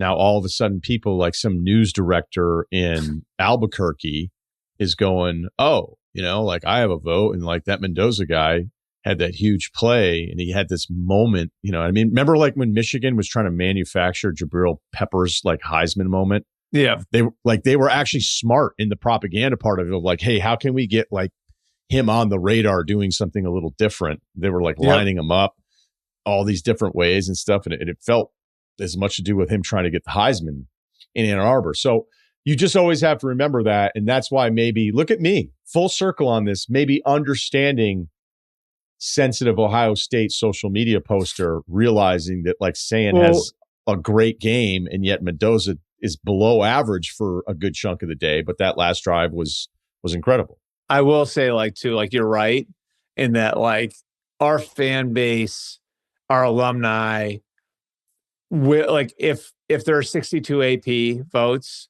and like 59 of them have Ohio State number one, Ohio State fans are going to go hunt down the three guys who didn't vote them number one. You know what I mean? Like, and that's the lunatic fringe. I think that's what people have referred to. But I don't remember it being this bad when I first started covering college football. Like I went out to Columbus in 2008. Mm-hmm. That was my first time there. It's a special place. Like so many different places are special, but they're on that short list of 5 programs. I don't remember it being this bad where Ryan Day, after the loss to Michigan, hires an armed guard. Urban changed it. Well, see, I was there when I was there in school. Like I was there for the end of the Cooper years, and it was pretty bad. Like Cooper at first couldn't beat Michigan. then like the wheels came off a little bit. And it, like, if you look at you look at the end of Cooper, right? So they blow it in 98, my freshman year, when they were number one in the country, and Big Cat was on the cover of SI because he took basket weaving or whatever, and lost to Saban on a block punt when Saban was at Michigan State, and so they don't win it that year. And then they go 6-6 the next year, and Cooper survived that, right, going 6-6 in 1999, and having a really bad record against Michigan. He survived that and got another year before he got fired. I think you're right. Like, that wouldn't happen now. And I think Urban, like the level Urban, like, I love Tressel, but Urban ramped up the expectation level where every year it's like, we have to be the national title chase. We have to beat Michigan. We have to win the Big Ten, or else someone has to pay. I think that was sort of a product of Urban coming in and the standard that Urban set, because I think that's because, quite frankly, Ryan, that's the way Urban talked. Like, that was the way, like, Jim Tressel never talked that way. That was the way Urban talked, and so because Urban, I think because Urban carried himself that way, the fan base adopted it. I always like John Cooper. He was a great guy. Great guy. Yeah. The thing about this year, though, going into the playoffs, is this Ohio State team might be better, but that Michigan loss did something to that team. It galvanized them. Yep. It made them pissed off at the world, and kind of even pissed off a little bit of its own fan base. Yep. And they went into that. I mean, the teams that they ended up taking down to win a national championship, granted, in the first 12-team playoffs, so we don't have anything else to compare it to. But to go through those teams like they did, I mean, just humiliate Oregon in the first half. Right. That was a really good Oregon team. And same thing with Tennessee, to just beat the piss out of Tennessee. Well, that one I didn't even, because like Tennessee was different because Tennessee tapped out. Those guys didn't want to be there. That was one of my favorite college football moments of the last 20 years, was those guys coming out with their shirts off and then 2 minutes later going back in and putting them back on. So, they may have won, if they beat Michigan last year, maybe they still won a national championship because we saw what they were capable of. But I think that anger directed at them and to that staff, that allowed the program in a weird way to be feeling like they're fighting everyone else in the country while also fighting what I think is a very unreasonable fan base in their own backyard. Right. It was like, it was just about like closing ranks and what was in that building, right? Like that like it was like a cauldron inside that building. And I mean, like the Texas game wound up being close, but that was on the way to being a blowout too, if Travion Henderson doesn't have the personal foul there in the first half. And I mean, like that's the question, right? Like, does this group have that gear where they're going to be able to punch the gas the way that group did? And that remains to be seen. But there are enough guys that were there for that. Like, guys like Caleb Downs, who were like legitimate leaders in that team. Jeremiah, of course, obviously Carnell Tate was on that team. There are enough guys that were there.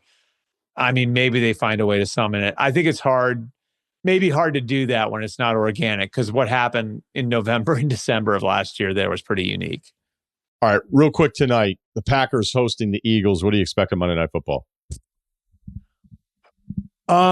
This is kind of to me, like the Packers have sort of become like a Jekyll and Hyde team, and like just have had these weird moments, like the loss to Cleveland, where it was like, what the hell was that? And so I'm interested to see what they play like on this stage, and I think this has got to be when they start to figure it out. I honestly can't remember who I picked, because that was Wednesday, which might as well have been 3 months ago during the season. I think the Packers find a way to pull this one out. But it's a fascinating matchup, because I think, both teams have some big picture questions that didn't exist at the beginning of the year. And, is the mix on the Eagles in the right place? What does Jalen Phillips add for them? like but one of the things Nick Sirianni is really good at and has been really good at is balancing egos and managing personalities, because there are a lot of them in there, which I think has enabled Howie to cast a really wide net from a talent perspective and go and acquire guys like A.J. Brown and Jalen Carter where there were questions. Like this to me is like, I think sort of we're going to figure some things out about both teams tonight. And so I'm going to take the Packers to win. But I think like for the Eagles is sort of an important juncture of their season where you're going to kind of figure out a little bit of what they're made of. That's Albert Breer. He's going to join us throughout the season. Mondays with Breer. Not every Monday. That would be a lot. We wouldn't expect him to be able to do that. Make sure you check out the MMQB pod and, of course, his piece every Monday morning for every NFL fan out there on SI.com. Thanks, man. All right. Thanks, Ryan. Let's take a look at my college football top 12, which, again, once we get into actual like playoff seeding at the end of the year, we'll figure out what the hell's the ACC going to do, who the group of 5 team will be and all that. So right now, it's just a straightforward top 12. Ohio State down 3-0 to Purdue. Kind of reminded me of last year, Ohio State. Like, we'll get to it. And they did. Outscored them 34-0. Ended up winning 34-10. So they've got Rutgers. They're at Michigan. I couldn't find a really good line that I could trust on what that Michigan game would be, because Michigan's put together a nice record. The defense is terrific. I think they're pretty limited in the passing game and saying all year. I don't know how anyone could argue otherwise, but we know that game doesn't necessarily matter because last year Ohio State was favored by 21 points, 20.5. And then, of course, they lost 13-10.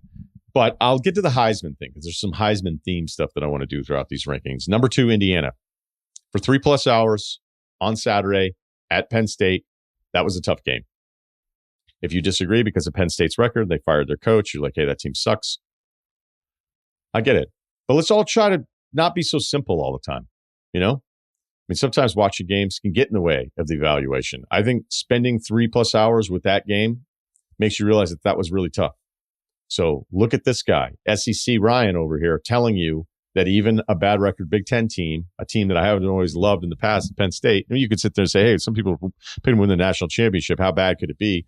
Al or out, sure, fine. Like, I understand all the arguments. To be completely dismissive of Indiana struggling with them and also talking them up, I'm going to be positive about this one because I just thought it was really, really hard. Penn State pushed around Indiana physically, especially in the second half in a way I've not seen Indiana pushed around all season long. Problem is that Penn State's down, which they were after Mendoza hit Cooper, which we'll get to here in a second. It's like, okay, well, they're not really the thing that they're good at, and what they've been able to do here in the second half is not necessarily the best way to come back and score a game-winning touchdown. Grunkenmeyer, I don't love him, but I think he got better as the game went along. It was a little ugly, a little shaky at times there, making plays, but again, it's a two-headed beast with this running back combo, which I think should have been kind of the foundation of what they were trying to do offensively. So Mendoza throws a pick. Much like he threw the pick 6 in Eugene, we were like, how is this game 2020? Indiana's been the better football team. Indiana ended up winning that game, as we all know. They exchanged punts. Penn State's trying to run offense, run out the clock. You knew they were going to be in a tough distance for them. That's exactly what happened. They ended up punting, and then Mendoza just goes off on that last drive. The Cooper throw was interesting because you could see what Penn State was trying to do. Like, there was a few things with Penn State there late with an interim head coach in the spot where it was like, okay, there was a timeout they used that I didn't really like. They were trying to figure out what to do on defense. And then I think ultimately they were like, let's just keep sending the house, because they were balancing it. It's like, let's not send the house every single time against Mendoza, who's probably around enough to, like, all right, if you get me once, but if you do this again and I've got 3 one-on-ones to pick from against an 8-man rush, like, I can get the ball out here. And that's exactly what happened on that play. Penn State's like, hey, we feel better about just sending everybody and trying to speed this whole process up. So that means all of a sudden now your safety's playing kind of flat-footed, just waiting for a throw up in the air. Cooper runs right past him. The throw is at the back of the end zone. Watching it live, I'm like, there's no way Cooper stayed in bounds. He's able to get 1 foot up that looked like it was going to go out of bounds, and then the second foot down. So just an incredible play. Now, here's where the Heisman thing becomes annoying because you're like, so Cooper makes the catch, but now Mendoza's the Heisman favorite, and he's like, that's his moment, even though the Cooper catch part of it was far more impressive, unless you want to get it like Mendoza having to face all that pressure again. But again, he was seeing it multiple times. So I think Penn State, I don't know if they fell into the trap or they were like, look, we like this better than dropping everybody here. All right. So to stay on this Heisman thing, I want to quote Bill Connolly on ESPN.com, who I really enjoy his work. and he does kind of like an F1 point assignment for who won the week as far as Heisman stuff. So like this week he has Pavia, not number one overall, but number one this past week, right? So he gets into this on the saying for Fernando Mendoza stuff, where he goes, I understand it's my own damn fault for bringing stats to the vibes-based Heisman race, but I'm never going to fully understand Heisman odds. Sayan entered the week as the Heisman betting favorite, went 27-33 for 303 yards, a touchdown, and interception. His total QBR for the week was 89. He kept his season completion rate above 80%, a ridiculously high number, and his interception happened when the Buckeyes were up 21. Fernando Mendoza, meanwhile, went just 19 of 30 for 218 yards against a Penn State defense that Sayan just torched. Granted, wasn't on the road, home, but all right, to his point, he averaged 6 yards per dropback with a 75 total QBR, both of his worst numbers since week one. He threw a devastating fourth quarter pick that could have cost the Hoosiers the game, but then he rallied, made a couple of lovely throws on the game-winning drive, and receiver Omar Cooper made maybe the greatest touchdown catch of the season, or the 2020s, the 21st century ever, to save his team.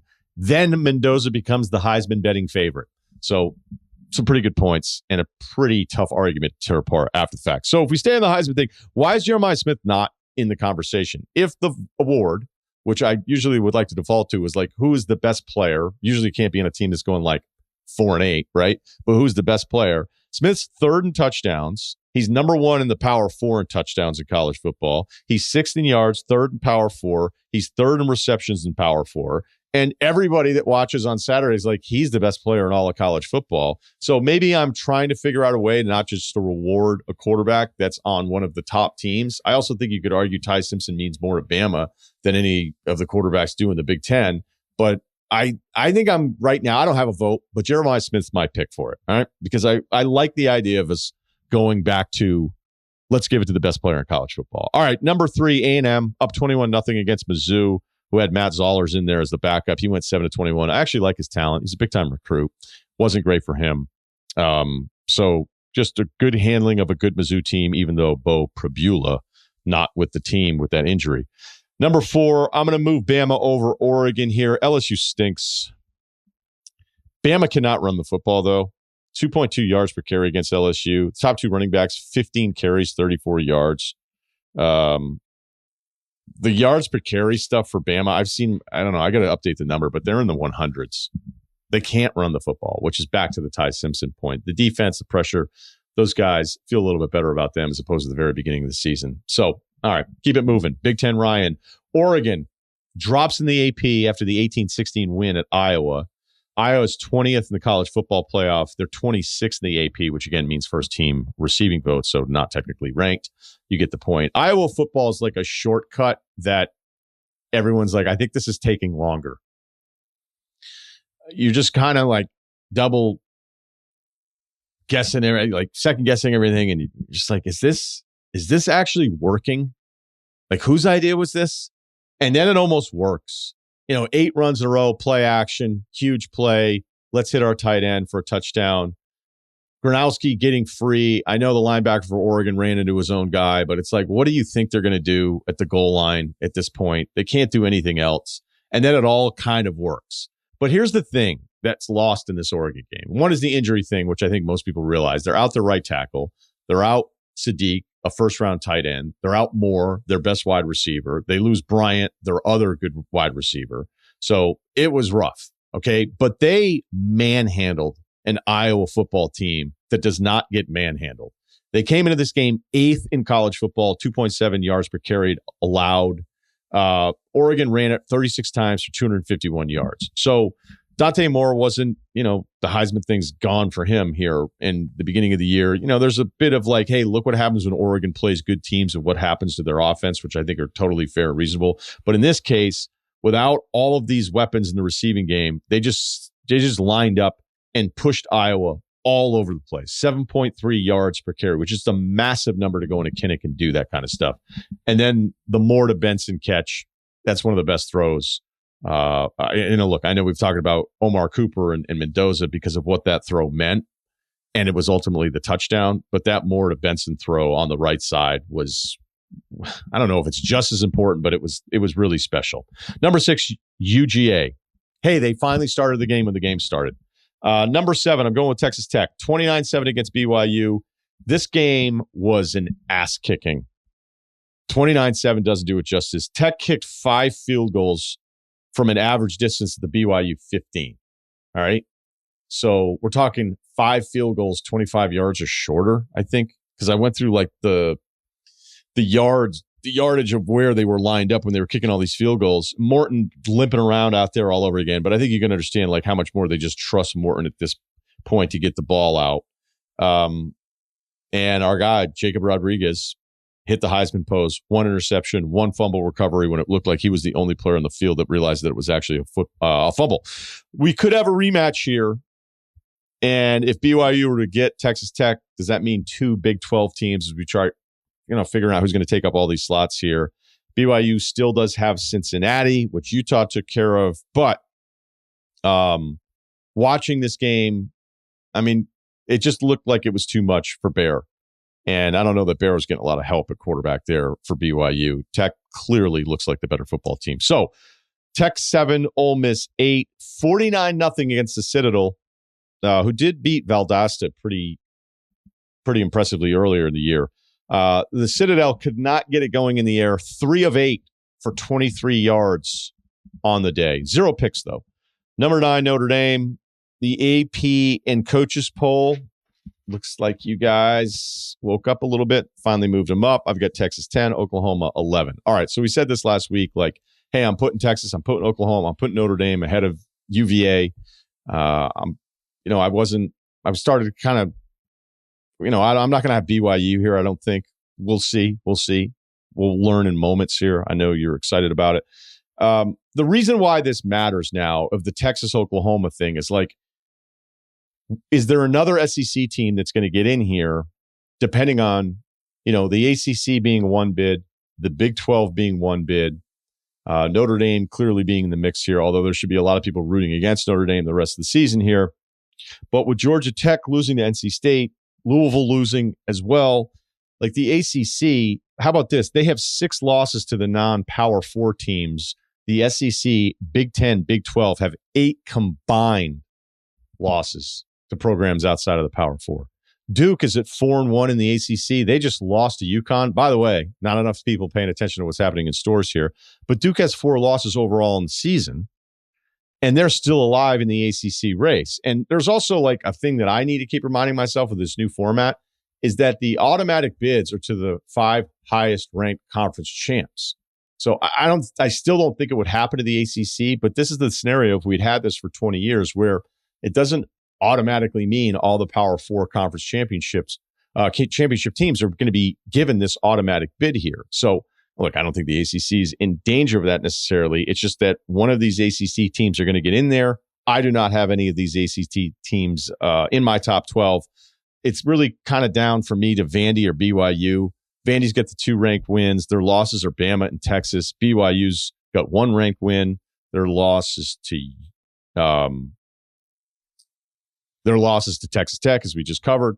Their win against Utah, it looks like the committee really likes Utah. They had them 13th. They had Vandy 16th last week.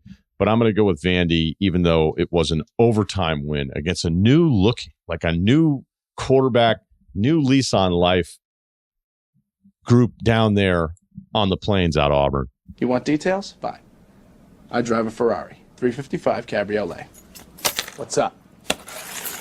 I have a ridiculous house in the South Fork. I have every toy you can possibly imagine. And best of all, kids, I am liquid. So, now you know what's possible. Let me tell you what's required. Life advice, rr@gmail.com is the email address to get your life in order. We've got Kyle, we've got Cerruti. Kyle's not involved with our 10 good minutes, but I know he likes to monitor the emails. So we will send out that email address as well. So we're not just putting it out on YouTube, but our YouTube only content, 10 good minutes every single week. Tuesdays, Wednesdays release. We're going to start doing some mailbag stuff with that. So NBA mailbag, rr@gmail.com. Part of the RR network, I guess. I can't wait till I see him on Tuesday in our Zoom record after he just told everyone I'm not involved. This is going to be awkward. Well, from a content standpoint, you're not involved. Oh, that's true. So I guess, yeah, it's all the same then. What am I even doing? All right, what do we got? I feel like you feel like I dissed you there. And I get it. Yeah, I mean, I needed a little context just to make sure it wasn't my fault. My fault. He's I'll involved in get it. flipping It's a videos Monday- from it. It's a Monday for me too, man. I'll be on it. yeah, I know. I understand what you're saying. I just think of you as like from your producing role is somewhat limited in that. Yes, that's correct. That's all. Kyle's less excited for NBA season typically. Once football's over, you know. What do you mean? We got the alliance? What are you guys talking glimmer. about? That's what I'm just saying. The glimmer kind of leaves his eyes. King of the I don't know, court? you know. I don't know, buddy. I think there's like a new fire under the whole Knicks part of my brain. All right. I don't know. You know, That's right. You are closer to the Mecca. Let's not count me out. You feel it. Tough Yep. one for the Johnnies this weekend. Yeah, that was tough. That was really tough, actually. I got the whole bar that I was on Main Street. I got a whole bar like into the Johnnies. They're like, who's coaching the Johnnies now? And we were all in for a heartbreak there. But it was nice to be able to drum up some excitement, you know? This is I don't care about that. What I do care about is All do right. you have a new spot? Like what? So I saw the goodbye at the Frolic Room. We haven't really talked about this, right? You said goodbye to the Frolic Room. Are you in the market for a new spot? Is there a new spot that you know of? I am, but I'm telling you, I'm putting a lot of energy into making sure I don't end up drive drunk. You know what I mean? So there's a lot of that's not the type of guy I Good call. am. You know, so I'm putting a lot of energy into like where am I? You heard of Uber? Can I get a ride? And that's true. It's true. It could add up pretty quickly though. So I'm trying to like find a ride there. Is this a place I can leave the car for the night? Do I want to leave the car? You know, so I'm putting a lot of energy into like mapping it out where it used to be like, oh, I'll walk down there and then maybe I'll take a Uber back for like $12. It could really adds up. I also don't really have a sort of situation with the bartender where beers are falling off the truck. You know, I'm looking at the bill at the end, like, holy crap, whoa, you know, yeah. So, but I just have to figure out what to do. So the distance is involved. You know, no, I have not found a place yet. We're holding tryouts. I would say if you start thinking about, can I leave my car here?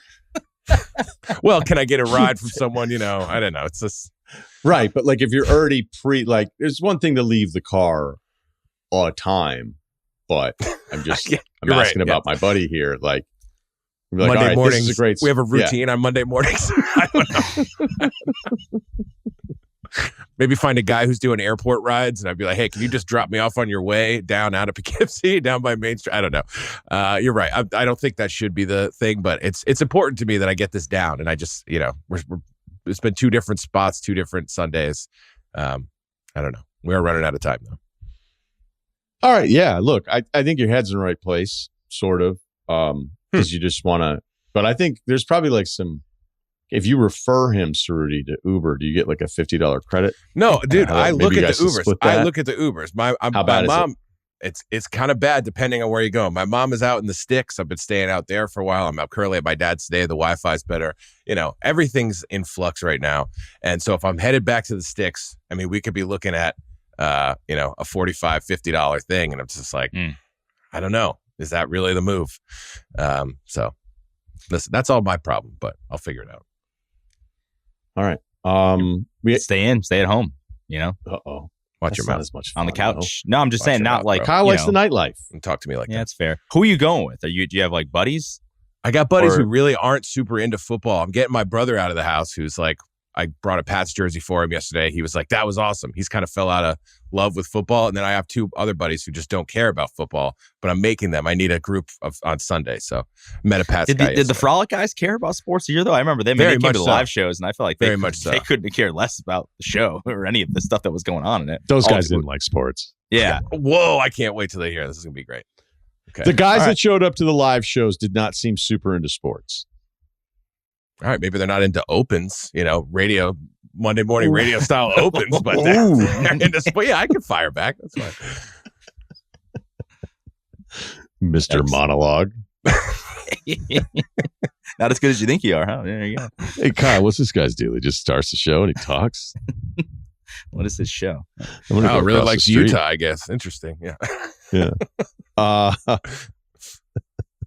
We had some questions about merch. Was hoping that the move to Barstool would mean Russillo merch. As a longtime listener, 3 different U.S. presidents. Yeah, that's a pretty good run. It's always been a bummer they can't show showcase how much of a Russillo zealot that I am. Don't worry about it. We're dropping merch. They've already been made in partnership with Legends. We've got some hoodies coming out. It's kind of the old RSLO one. I don't know what that. Kyle automatically kind of looks disappointed. So I don't know. What's going on with us today? I just didn't know there were already talks, but you did this one on your own. This wouldn't be necessarily. No. But it's with Barstool. No, we just wanted to use the Legends stuff. I don't know what that means moving forward, but the first thing, because my thing with Legends, like we had been planning on doing this new release for this new design of hoodie and then this waffle thing. And then it was really more on me because I didn't want to do another model shoot at my house, which I did kind of ironically in front of the cement walls. And now everybody's using it as a meme.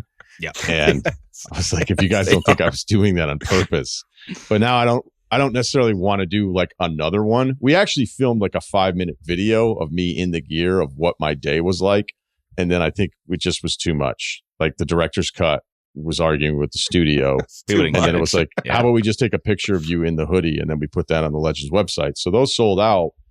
So we're going to do the same thing again, but maybe with the waffle thing as well. There's also something else I've been working on with Legends that is going back months and months and months of this new idea that I had, which maybe is bringing back an old idea, but I don't know what's going to happen with those. But we will have merch, and I imagine like Black Friday, like everybody else, when Barstool gets all that stuff rolling, we'll all be out there tweeting the stuff that we have for the show. So, well, we should do some stuff beyond that because I've been thinking of brainstorming. Looking forward to be a part of it one day. Yeah. Yeah. Well, no, Kyle, you and I are in the same boat, so we could talk afterwards. I'm not privy to any of this information. No, but I've been thinking about like, hey, how do you make, obviously there's, t-shirts with sayings on the show, and like, is there a way we can make a virgin t-shirt, and is it just non-virgin? You know how like in like, what is it? Is it Equinox when they have like the shirts that say just cleaner on them? We just do, instead of that, it just says non-virgin and just like maybe Russillo logo on the back. You're pitching a non-virgin branded shirt. Yeah. Well, you can't just say virgin. I mean, unless maybe that's the way we want to go. What if maybe it's a finger pointing? Say, it's a finger pointing and it's virgin. Or you just hand them out. You have like 3 of them in your backpack. I'm like with 14-year-olds yell at you. You just hand them one that says, oh, okay. Like a joke shirt. True. Yeah. A prop shirt. Yeah. Yeah. Well, the sense that I'm getting here right now is that it's creatively, it feels like even what our fourth show in this partnership, that creatively you guys are feeling a little left out. Yeah, I can say that. I don't think Steve wants to say it, but I could say it. That's what I'm sensing. Yeah, I didn't know about that. I didn't know. I mean, I knew there was some stuff cooking. I didn't know about the Legends thing. I think we should do more than that. But didn't know he had a SKU already ready to go. Yeah. But, okay. Yeah. Yeah. I'm looking forward to seeing it. Yeah. Maybe we'll get one. You never know. All right, why don't we do this? Why don't we on a show? It doesn't have to be Wednesday or Thursday. You guys don't want homework, but why don't you pitch me five t-shirts each? I could do 5's that. a lot, but okay, yeah, I could do that. Yeah, 5's a lot, but if we have 2 winners out of the 10, that's fair. That's all you need. We're doing this Wednesday. Easy, done and done. Yeah, t-shirt pitch show. Put that in the header. Yeah, I'll work on that while I'm not doing the Tuesday YouTube. That'll be great. A ton of time Tuesday. I'm sorry. It's a bit, guys. I really like these guys. It's totally a bit. Totally 100% a bit. 4th show in, guys. Everybody's got a little attitude now. Got that New York edge back. Yeah. I love it. I love to see it. It'll keep me sharp. Sports are the best athletes. This is one of the ones that's never going to end. Congrats on the new show, and to Kyle for getting back to the crown jewel. Trying to settle a debate with my friend. He played catcher in single A ball for the Dodgers until he caught Kevin Brown one spring training and realized the big leagues weren't going to be in his future. Loved Kevin Brown. He says the best athletes play the hardest sport, and baseball is the hardest sport. I disagree, because when I see Trent Williams and LeBron moving, I realize humans shouldn't be able to physically move like that. I think football and basketball players are the best athletes. But he says baseball, what are your thoughts? Loved Wargon, but asking him for running advice is like asking Cerruti for lifting advice. Another stray. God damn. That's fair. I mean, I don't claim to be that guy. You don't lift. Wargon runs. Travels to run. Fair. He gets on a plane to run. Has an espresso martini. And then travels. Maybe 2. This is an easy one. If I've just always thought this, and baseball guy's not going to like this, but if Bartolo Colon plays your sport, like, you can't be in the contest for best athlete. Like, I'm sorry. Ooh, like, you just zinger. can't. So It's probably defensive linemen. Like those they're not real people. Like they're 6'5", just like they run the 40, they jump high. Because you could even say like NBA guys, some of the bigger guys are like maybe a little stiffer. Like I just think defensive ends, and this is not because we just had Chris Long on last week. I just think that is the best athlete there is. What about like the endurance factor of like soccer players? Like maybe like the most moving around guy on the field there? No? You know me, I'm Mr. Soccer. Because I mean, can't you kind of like cheat a little bit in basketball? Like, I mean, Ryan calls some of those dudes out. It's like they're just not running. Like they're just going like key to key or something. Like in soccer, there's a little bit, especially if you're like one of the midfielder guys, or maybe that's not the right terminology. But some of those guys have to like put the gas on for a ton of the game. But their stature kills them. Like Messi's 5'7". Damn. I mean, you could say Cristiano Ronaldo, but athletic is sort of like one of those terms where you can like have it mean what you want it to mean, or like no, it's like there's a rigid definition of what athletic I think what is the peak version. If you're looking at like this person, what is the peak version? Like it can't be a 5'7" guy. All right, you got it. They don't use their hands. I think that should penalize you. Well, some of them do. Keepers, honestly, keepers are great athletes. So keepers might be the best athletes in soccer. I think what you have to do is you have to look at the full collection of everyone that's doing it. Like, it's really hard to hit a baseball. I've also, in the year that I worked in the minor leagues, watched pitchers cover first base in infield drills. And I thought half of the staff was going to blow out a hamstring just running from the mound and then trying to catch the ball from the infielder and then cover first base before the runner got there. And that's not a great group of athletes. Some pitchers are athletes. There's a ton that aren't. So we're talking best athletes in the world. It's hard to go against basketball just because you're talking about guys that are physically they're anomalies physically, and they move like this. So to Cerruti's defensive end thing, like that's kind of the point there too. I would always offer up MMA because the stress that you have where you're thinking, okay, can I throw this combination while also defending myself? And like, just think about defending yourself against the kick. You're like, all right, if it's a low kick, do I lift my leg up, but then expose my back leg? If he's faking, do I check it? Do I catch it? But if I catch it, does that mean this is going to happen? Is he throwing an outside kick, but actually bringing it inside? So then, and this is all while you're worried about punches, elbows, knees. And then on top of everything else, if you're in there with a wrestler, you're like, oh, and I also have to block all this shit while also striking, not exposing myself, and protect myself against a guy that just wants to tackle me and tap me out on the ground. So, like, sure, if you gave Conor McGregor, like, the thing I used to go to was like, if I throw you a ball and I can tell within 2 seconds you don't know what you're doing, that kind of exposes you. And then kind of to Kyle's point, like the thing that always drove me crazy about this is that people made it more complicated to just try to include a ton of shit. Whenever I bring up that golf isn't really in this group, then golfers get really, really fucking mad. Just by saying that, I'm going to get 20 emails tomorrow about this whole thing. It's like golfers want golfers to be athletes because you're a golfer. But then I remember Dan Patrick being like, so what about darts? And that's when I was like, you know what? I'm tapped out on this. I think those of us that are reasonable about it, again, I use that word a lot, like, what are the sports where we think these are the best athletes, not some of these other things that you're trying to like throw in there to complicate it, cloudy the whole thing. Here's what I do know is that it's not baseball. Yeah. It's not baseball. Sorry, guy. And of course, why does he want it to be baseball? Because he played baseball. I was stoking the fire at Frolic Room one day about one guy who really wanted the golfers to be better athletes than F1 drivers, and the other guy was firmly in the other camp. And I think we just had to stop it after 30 minutes because, like, both of them, you could be like, under these circumstances, you'd be like, I think I don't want to talk about that. But they wanted one to win. So that was like a good way to spend 25 minutes.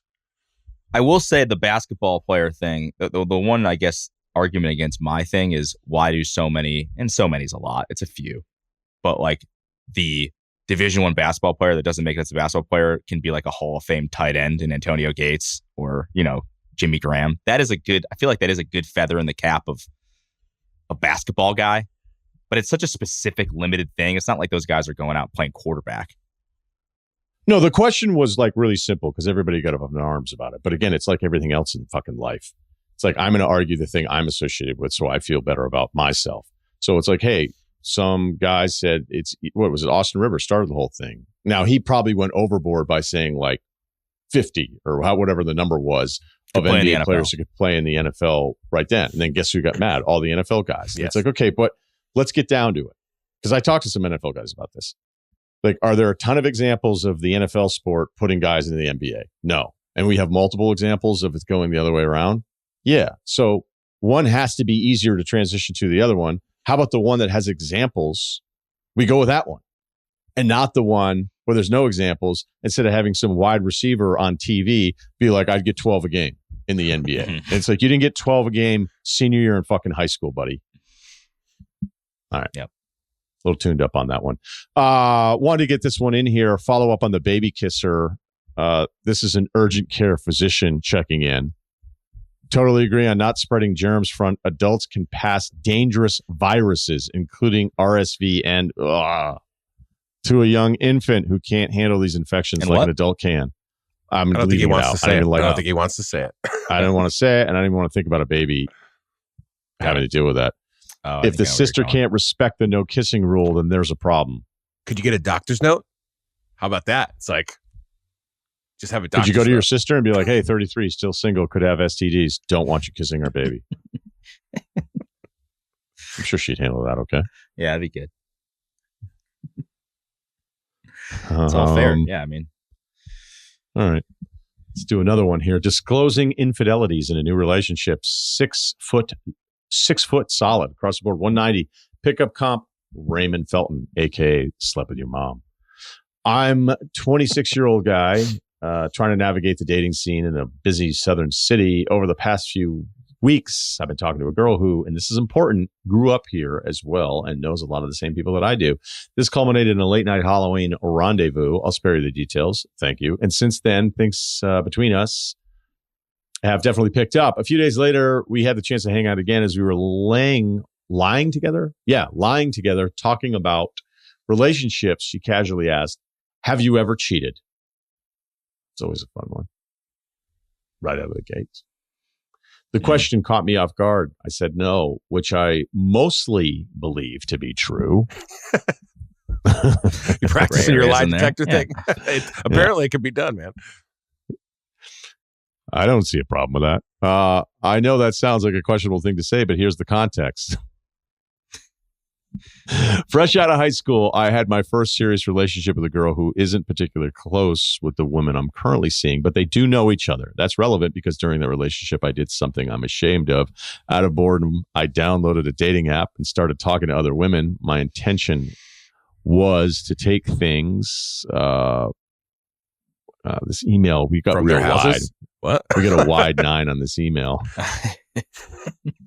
I got the guy Some way formatting over issues. here in the margins. Yeah. My Oh, I intention was never to take things beyond that.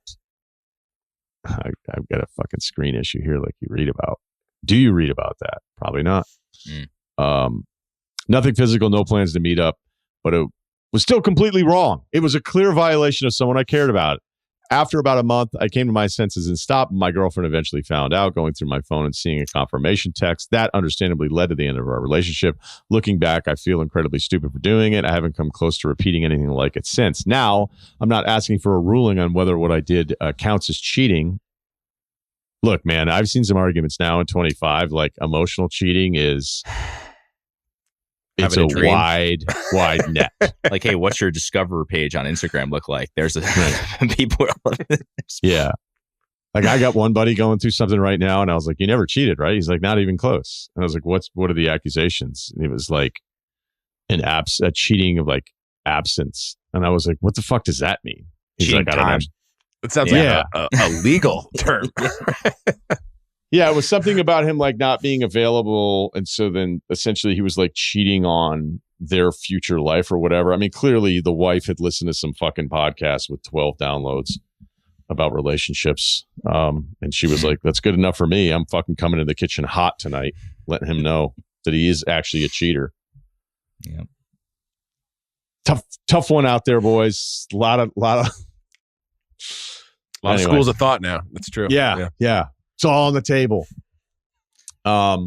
So not asking for a ruling. I already know it was dead wrong, and at the very least, a serious breach of trust. What I'm wrestling with is whether and how to tell this new girl about it. I feel like I probably should for a few reasons. A, I want to build a relationship on solid foundation, which means being honest, even about the uncomfortable stuff, so we can better understand each other. B, I don't feel like my no answer was completely truthful, which directly contradicts point A. C, since she and my ex know each other, there's always a chance it could come up, and I'd rather she hear it from me than through gossip. Any feedback would be appreciated, even if it's just clowning on me for messing around on the Daters. That's a dating app, I assume. I love the show, and thank you for your time. How about some Panthers love? Ooh, tough week. Dude, can I just say that fucking song has been stuck in my head for days. You know what I'm talking about? I do. If you had 150, that guy is awesome, and that is the catchiest song I've heard in years. It's incredible. Oh, He's the blowing dad. up. 150,000. Okay, I know what you're talking Yeah, about. it's incredible, Okay. incredible. And Is my he wife doing is like a new annoyed version? at me. About like the Colts guys doing, or is that's one version forever? I don't. Well, I saw he was like linking up with Jonathan Stewart. Go Ducks. I saw the Colts And guy he had was to like, apologize. "Hey," and he Got was so yeah. big, Well, that was issue an apology. that was aggressive. I don't know if he needed to apologize, but it was Yeah, aggressive. probably not. But no, he was Jonathan Stewart's like, hey, I'll get you in my remix or whatever. But I think there's only one version to my knowledge, and he just sings it all over the place. Nice. Great aside. Tough. He sent this before Tyler Shuck put on an absolute show. We didn't get Tyler Shuck into the monologue or with Breer today, so a little love. Spencer Rattler. Fucking bummed out. Anyway, I don't even know why we're talking about this. Okay. What do you got, guys? What do you think? This is early What's the on. move? It sounds like Early on. like he actually didn't. He's 6 foot, remember? Sounds like he didn't cheat, right? It's like he was like, I was never Nothing physical. There was no meetups or anything like that. It sounds like he got one of those verify your phone number texts to his phone, and his girlfriend found it. And so what's confirmed is that he had a Tinder account. He swears he never cheated. She asked if he's ever cheated. He said no. I think we're early enough to not really be like, hey, I was actually thinking when you told me this last week. Remember, we had a great weekend last week, and you asked if I ever cheated. I actually have to amend that and tell you, like, I think it's not like bold face enough. Is it bald face, whatever that saying is? Like, it's not like it's not that you have but to a bald like, face lie, right? I don't know. Maybe it's no one knows. There. Yeah, I don't know, but I think it's not like explicit enough for you to be like, you know what, timeout. I actually screwed that up, and I feel this isn't that. You're like, you were messing around when you shouldn't have been. Fresh out of high school. I mean, come on. Are we telling them all the mistakes we made around the high school age? Like, I'm gonna have a sealing that up. So that would be my thought. I did something similar in high school, not like on Tinder, but was dating somebody and then like kind of was like talking to somebody else, but never anything physical. I mean, am I proud of it? No. Would I consider that as me cheating in life? Not really. And again, I was like 17 years old. And if this person I'm dating now is an adult, yeah, hey, listen, if you want to think I'm an asshole, it's fine. Plenty of people do. But I don't, what's the end game here? Like, so you amend this thing, you tell her the actually did. Like, does that make your relationship better? Is she going to be like proud of you for that? She'll trust you forever? It's probably make things worse, right? So I don't know. And the other thing too is like, so this random acquaintance that the girl has with somebody who you may have known back then, she's just going to be like, they're going to meet each other at a coffee shop one day randomly. And she's like, hey, by the way, when this guy was 17, like this stuff doesn't come up, So I would say, I would personally not say anything. I think you're fine. I think I would feel like I had a good conscience in that, but I guess I kind of understand why it's eating you up a little bit. But I just think this is going to create more problems than it is good. It's like Oregon dropping in the rankings after beating their team this week. That's like nice. It's a fallacy to bring it back around to the college football rankings. This is know your opponent. You got to know your opponent. You got to know the ex-girlfriend's deal. Like, is she one of those people that goes, I hate to bring this up? And it's like, no, you don't hate to bring it up. You love to bring it You've up. been waiting years to do this. Yeah. Here's an icebreaker. Do you talk about things that happened when you were 19 a lot? Here's a fun fact. Yeah. So what's her deal? Glory days. Is she somebody that like is still fine? And, it's obviously something stupid that you did. Because in the 90s, this isn't cheating. I don't know when the timeline changed. 2025, this is kind of cheating, right? He's 26 years old. This is cheating. It's funny enough, like I got a Tinder verification code spam texting me the other day. And I was like, just think if this phone. Think about would how land. jammed up you could be. Yeah, right. Say I'm engaged, ready to get on with my life. Losing Start that thinking deposit. about kids and trust funds, because I'd want really shitty, self-absorbed trust fund kids that are like, fucking, I don't have to worry about anything, dude. I might just go to Jackson Hole next year. I might drop out. 25, $5 million kicks in on the books. I have to do shit. I want like 2 of those guys. A lot of those kids at UVM. Yes. Okay. I was like, where is this coming from?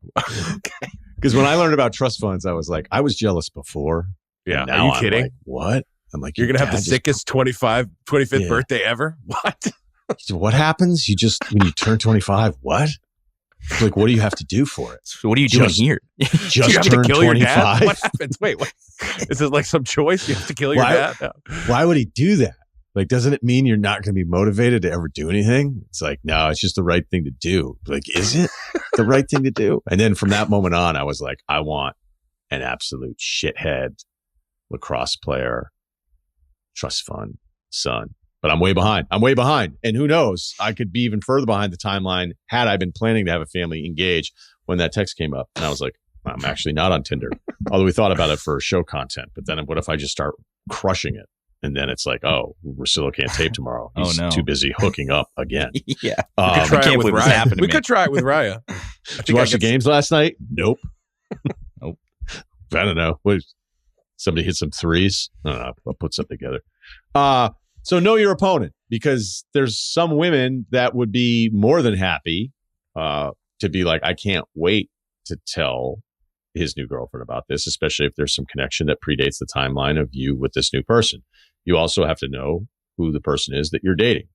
I don't feel like you did anything like egregious to something where you have to actually admit it to everybody, like disclosure here, like filling out an application that you're a convicted felon. Okay. I don't think you should have to feel that kind of guilt. You were younger. You clearly feel bad about it. The way you described it in the email, I believe you. I'm on your side.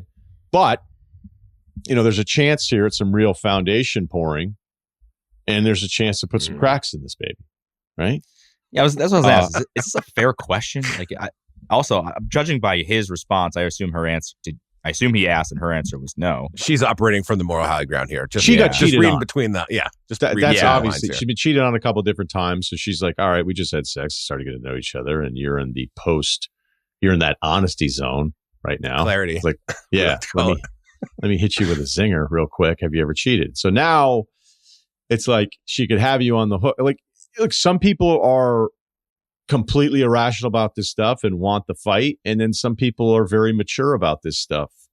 And both genders are guilty, and I would say fully capable of being the mature people of like some, I don't think about this. Like, you could go to her and say, hey, I want to circle back on something, email style, like early 26. Just go, I want to circle back on something we talked about. Technically, I did not ever cheat. But when you ask me that, because I care about you so much, I want a clean slate with the whole thing. But this is something that did happen. I felt like shit. It happened, whatever. Maybe she looks at that as like, he didn't even have to do that. What a great move. This guy's awesome. And he still actually isn't a cheater. It's not on his resume. So we're in a good space. My experience is that's not how it's going to go. She's going to be like, Is did he that- find out I know her or something like that? Right. You know what I mean? There might Right. be like, why is this happening? It's going to be one, you dipped your toe into the world and that you already lied about it to me. So my advice would be, don't say anything, but you have to know the other person. You have to know the scattering report of both of these people. All right. The person from your past that may want to tell everybody some version of you that in this case is true. And maybe it means other stuff isn't true.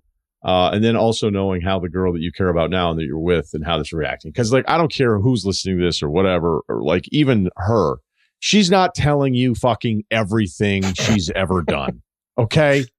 She's not telling you at all. Nobody starts their relationship just going, I really enjoyed this week. Hope you got a pen. Like it doesn't, this Take a is look at a this fantasy folder. world that people expect. Like, hey, I just want full transparency. I don't know if there is anything that is full transparency. I also kind of don't want to know sometimes, How about that, Cerruti? Yeah. I was in a massive orgy phase before I met I you. just don't. Yeah, I didn't know you then. I don't know. That. I've never really gone down that road with the wife, but I don't know, man. Like we're different I don't wanna people know. now.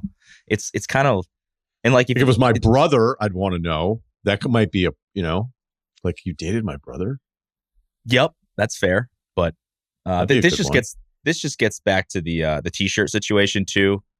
We need a, I'd rather be alone than annoyed t-shirt, right? That's got to be the first one made. Check the copyright on that, right? It's been a while. I don't know. I mean, I don't have a trademark or anything like that. Somebody tried to sell me RyanRussillo.com. They sent that weird life advice thing asking me for money. I was like, You got to hit him with the Jay Cutler. Don't care. Picked the wrong guy on that one, buddy. Yeah. History made today on the pod. Cerruti sang. I did. A few I think I've bars. sang before, Yeah. but that song is, I mean, Bars. it is just like, it is. Not, I haven't had a song stuck in my head like that in a long time. Kyle, is this all because you just want to make some cash and I charge it to the game t-shirt? Going to get off this, and I'm going to see if there's any sort of trademarks that we get caught up in before Buy the Wednesday. domain. Before Wednesday, yes. Hey, if you want to trademark, because by the time this comes out, you'll have a couple hours. Yeah. If you want to trademark, I'd rather be alone than annoyed. Go for it. Well, I trust you. Salt of the earth. Thanks. Crown jewel. Yeah, We'll I'll do a figure rev it share out. thing with you. That's the kind of we'll guy I figure am. it out. Figure it out. Whatever money the show would make on merch, obviously I would take care of you guys. I think you guys both know that. Oh man, So I thought this you were about is to say not- charity. I was like, damn. Do Just that kidding. too. Yeah. I'm just kidding. Not Nah. really though. First year, we're going to get off our feet. We'll get to the yeah, charities year thanks. too. Yeah. All right? Yeah, How about that's that? fair. Come on, All my Uber costs are soaring through the roof. Yeah, or parking tickets the next day. All right. Thanks to Kyle. Thanks to Cerruti. You can subscribe to the Ryen Russillo podcast on Apple or Spotify. I think we've worked out. We're up on Amazon. Music thing? Yep. We're up on We Amazon should be up Music on now. YouTube pods. Yep. Okay. And check out the Ryen Russillo YouTube page, the new one with Barstool, and subscribe to that one. So that'll do it for us today. We'll be back with either Tuesday, Wednesday, NBA 10 Good Minutes. And then do we have Greg Olson Wednesday? Is that I locked in? think so. Got to confirm that today, but I think so. All We'll right, get him go at over some that. point too. We'll go over that play calling thing with him. Maybe you won't want to ever come on again. Thanks for everybody listening to the show. Ryen Russillo Show, part of the Barstool Network.